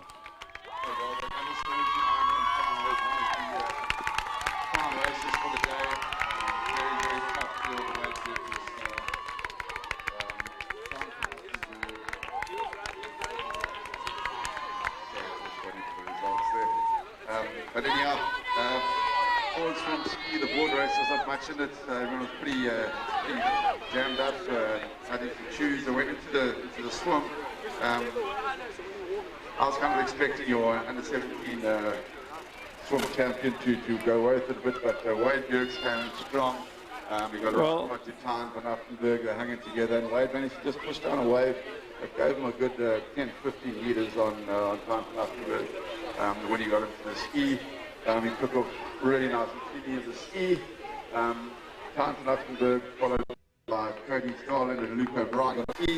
And just put their head down and really just chased and hauled the way out of the can. Just a long, long, long pedal at the end of an Ironman. Well, Russell, we thank you. We're going to move on to the under-15 beach sprint final now. Scenes of elation there. It looks like the Llandudno cap took a third place there in the under-19s, but now we turn our attention to the under-15 beach sprint final for these athletes here. First year in Lifesaving, and in lane 1 from Southern Cross, put your hands together for Kieran Peterson. Now making his way down the track in lane 2 from Durban Surf, Christopher Denason. Lane 3 is Zach Breezies from Marlin. Firon Jones is representing Kings Beach in lane 4. It's the club from Big Bay and Alex Sawyer in lane 5. Jordan Kannemeyer from Southern Cross in lane 6. Right next to him from Woodridge, Vekla Horak. Lane 8, Marcel Marie from Kings Beach, and rounding off your under-15 beach sprint final, lane 9, Jordan Paul Martis from Clifton.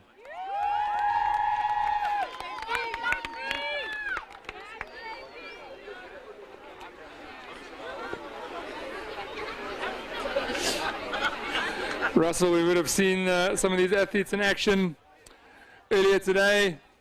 They would have been in some of our junior beach relay teams. First year in the senior ranks for these guys, and what would it have been for some of these kids to walk away with a senior Lifesaving championship medal? This is the biggest stage in South Africa for Lifesaving. Down here in Kings Beach, what a beautiful day we've had. Again, water's warmed up considerably. That'll be off to the beach, nice breeze, keeping it fresh. And yeah, looking forward to some speed merchants across the beach. We see now our athletes just walking down the pitch, and they are taking their time here, just trying to even out some divots. Not quite sure how effective that is, but for the most part, it is good psychological preparation. You've got a bit of time just to gather your thoughts. You know, this event is over so quickly, Russell, and every inch, every fiber, every neuron has got to be focused on the task at hand, which is to be able to get yourself from the start line to the finish line as quickly as possible. It is no time to think in this event. It all comes down to your training. Is your start on? Is your form on point off the start? How is your finish looking coming into the finish line?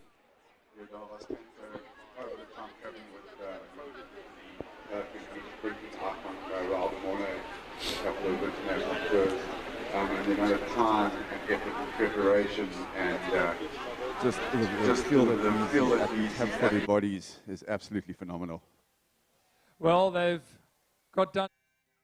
They're busy preparing their start blocks. It looks like our start judges are ready to get this race underway, and they are now in the hands of our starter, who is going to start this race for us. Ladies and gentlemen, are you ready for the under-15 beach sprint final of South Africa? Over to you, Russell.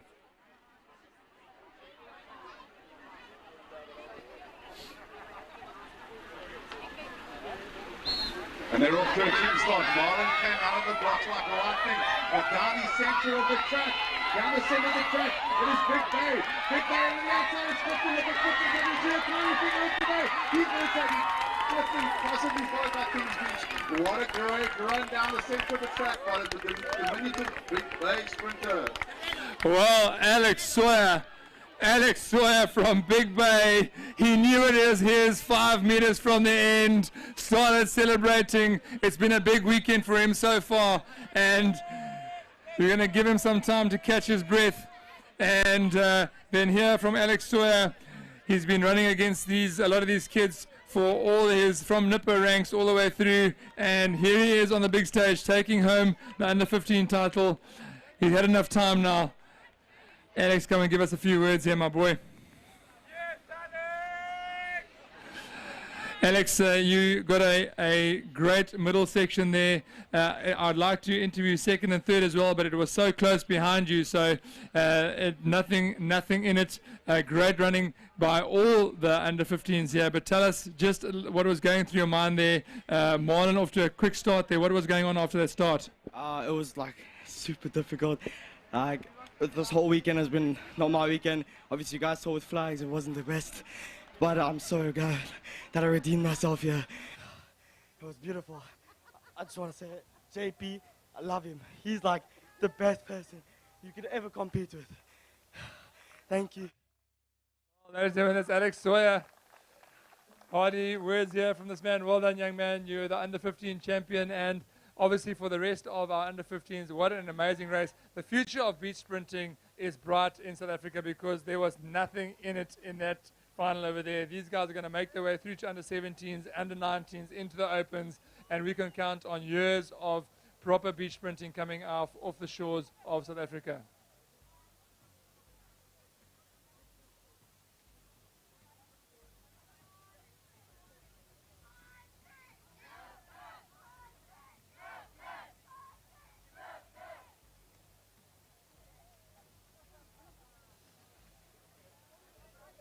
Perhaps just a few replays on screen.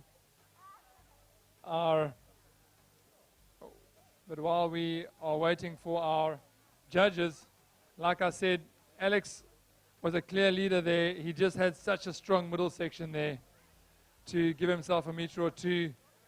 Really, really focused.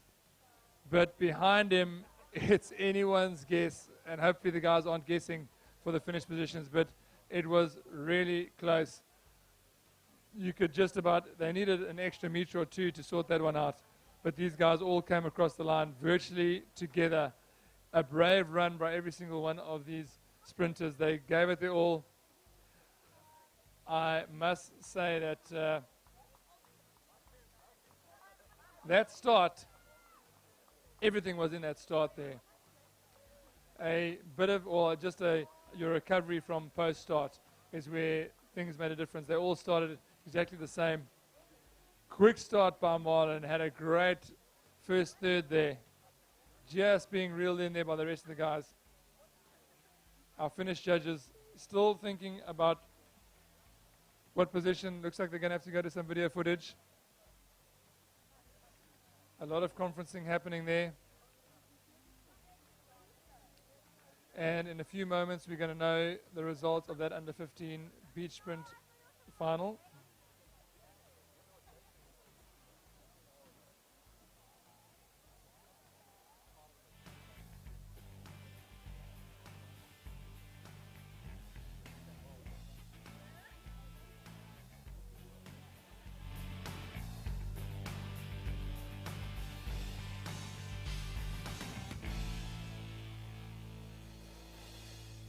So these judges were deliberating that race was so close, they've had to look at video footage. Now they are going to in front of their athletes, and they're going to soon reveal, well, as we guessed, Big Bay takes the win, but second place going the way of Kings Beach. Look at that, it was so close. The host club taking the silver, bronze medal.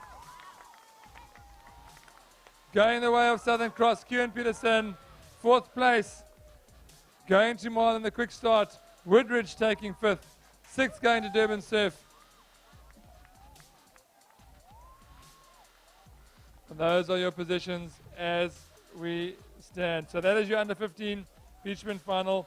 Let's turn our attention now to the under-17 male beach sprint.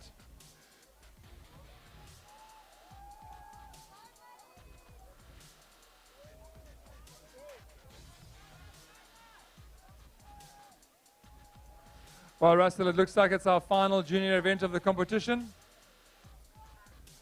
Our under-17 athletes get to take it home.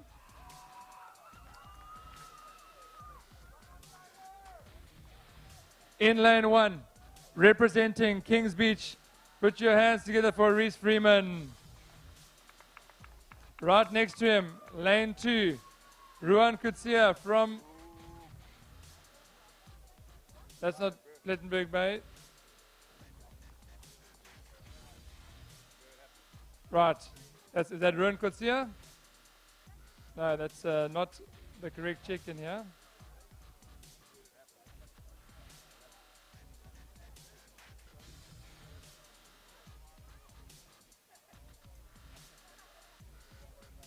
Sorry, just conferring here.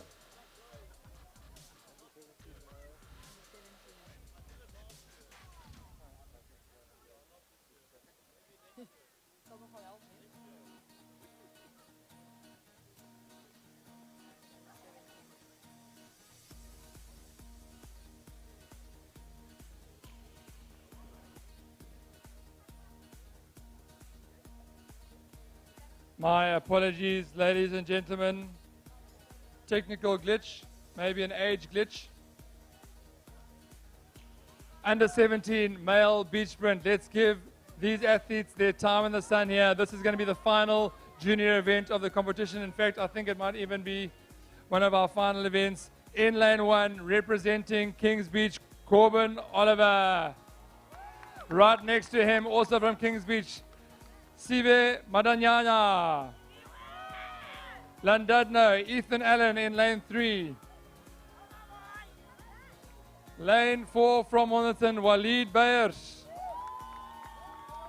Lane 5, Samuel Abold from Clifton.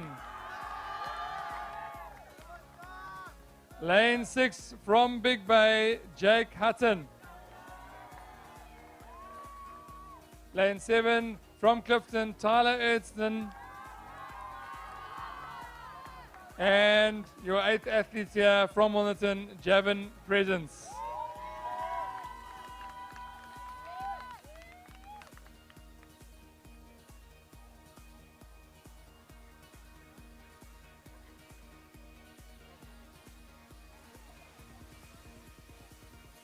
Right, so walking down the track here are our athletes just getting ready. The under 15s and under 90s have been down the track here, and they've basically opened up some divots there, some tracks. This sprint track has seen a lot of action over the last 2 days, and right now our under 17s are going to bring the curtain down on the beach sprint track here in Kings Beach, Queberga, Nelson Mandela Bay. Russell, the under 17 category here at the National Championships it's been very competitive, and just judging by the support from the crowds here around me, it is also a highly contested age group across all the events. Dave, that's correct. In the beach and in the sea, the under 17 age group, male and female, is loaded. It bodes well for the future, particularly seeing as we're carrying a couple of world champions in those age groups. So it's something nice to gauge the general ability of those age groups with. So, yep, we're looking good in those younger age groups. So a lot of these youngsters were actually in action in their senior teams as well. So we're hoping that these lifeguards continue in this vein, continue to serve their communities on the beach where they are from, and then can also continue to compete. Russell, they've made it down to the bottom end of the track. They've been able to prepare themselves mentally, gotten themselves ready for a few short seconds of action. They are busy getting ready with their start tracks. Back up to you in the tower to call this race, as they are now in the starters' hands. Well, thanks, Dave. We'll go quiet for the start and wait for these guys to unleash their power down the track.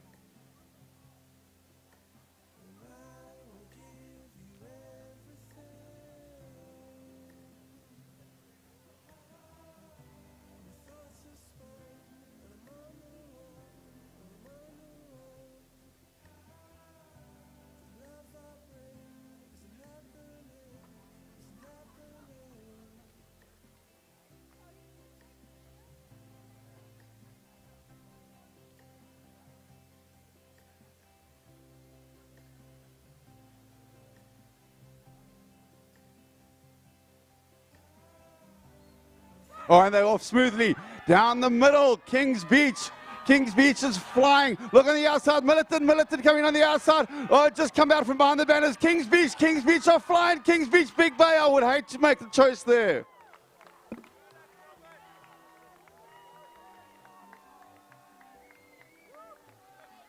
Well, Russell Sadler, how about that? I got goosebumps running down the back of my back here into my calves. That is now a race like I haven't seen in many, many years. I'm not even going to attempt to interview a winner here because it was so close. I'm going to say that it was between Big Bay and KB, but it's too close to call, and I am not going to be the bold one to start interviewing people and asking them how it was for them, because that was very, very close, and it is definitely going to be up to the judges. We're having a quick look at the replay here. Clifton came out of the blocks really, really fast. On his outside, Big Bay, about halfway down the track, just absolutely dropped a gear and went screaming out ahead. The second half of the track, down the bottom, Kings Beach just opened up, and I really, really couldn't even hazard a guess as to who crossed that line first.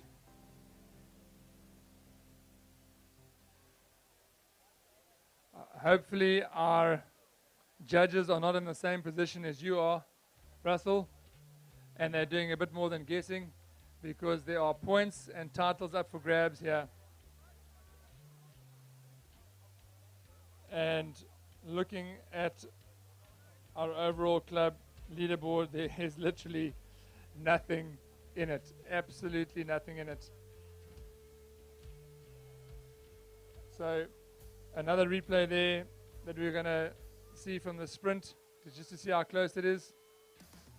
They're busy chatting. They haven't had to go to video footage just quite yet, but hopefully that iPad was shooting at 120 frames per second. Replay, if you have got it on screen here, the people that are on the beach, there's a replay happening on the live, and we can see how that race unfolded. Perhaps you have got a better eye and you can help these judges along in their decision, but we are waiting for these judges to get to their decision so we can know who is the 2023 Under-7 Beach Sprint champion.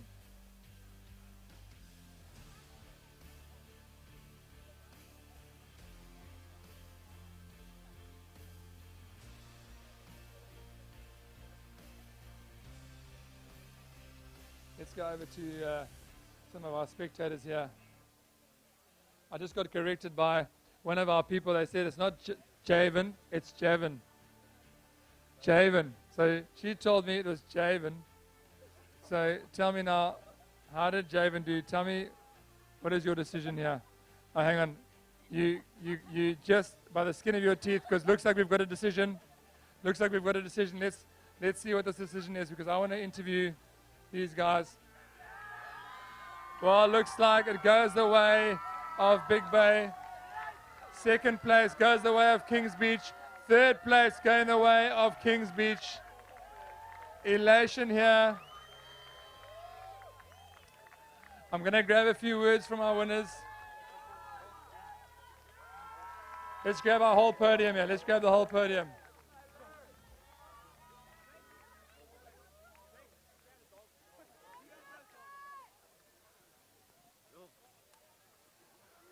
Well, my boy, tell me about that run. It was close, but these guys, you've been running against them for a number of years here. Just tell me what was going through your mind there in the middle track.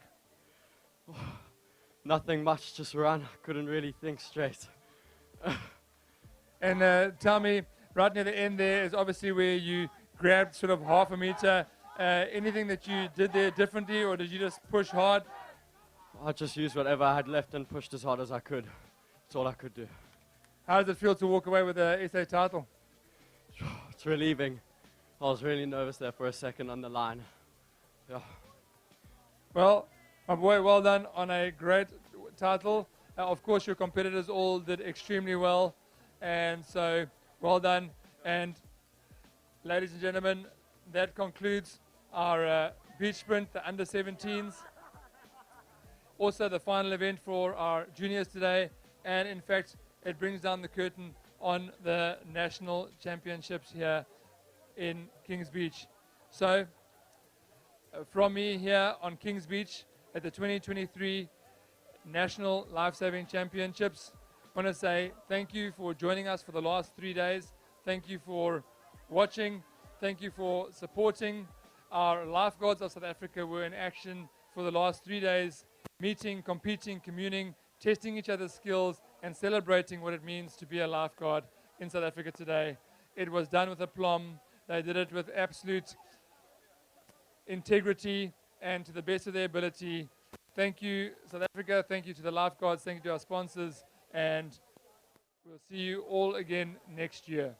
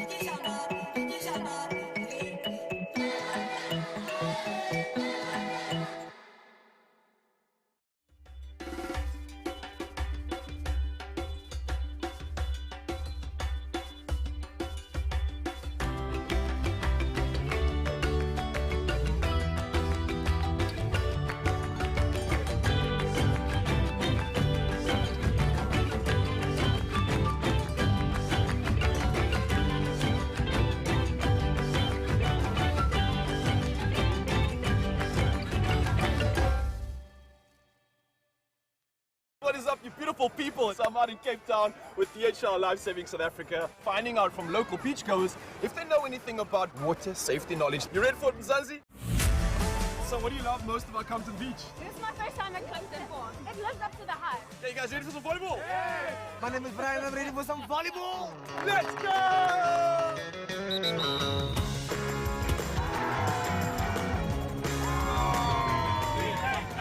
Let me sort you out, brother. Oh, thank you so much. That's for you. Oh, what do you think we should do if you need help? Scream at help. Wave your hands up. You see someone in the water and they're in difficulty. Go call a lifeguard. Get people aware that okay, somebody needs help. How do you know where it is safe to swim? In between the flags. Red and yellow flags. Lifeguards can save your life. It's down.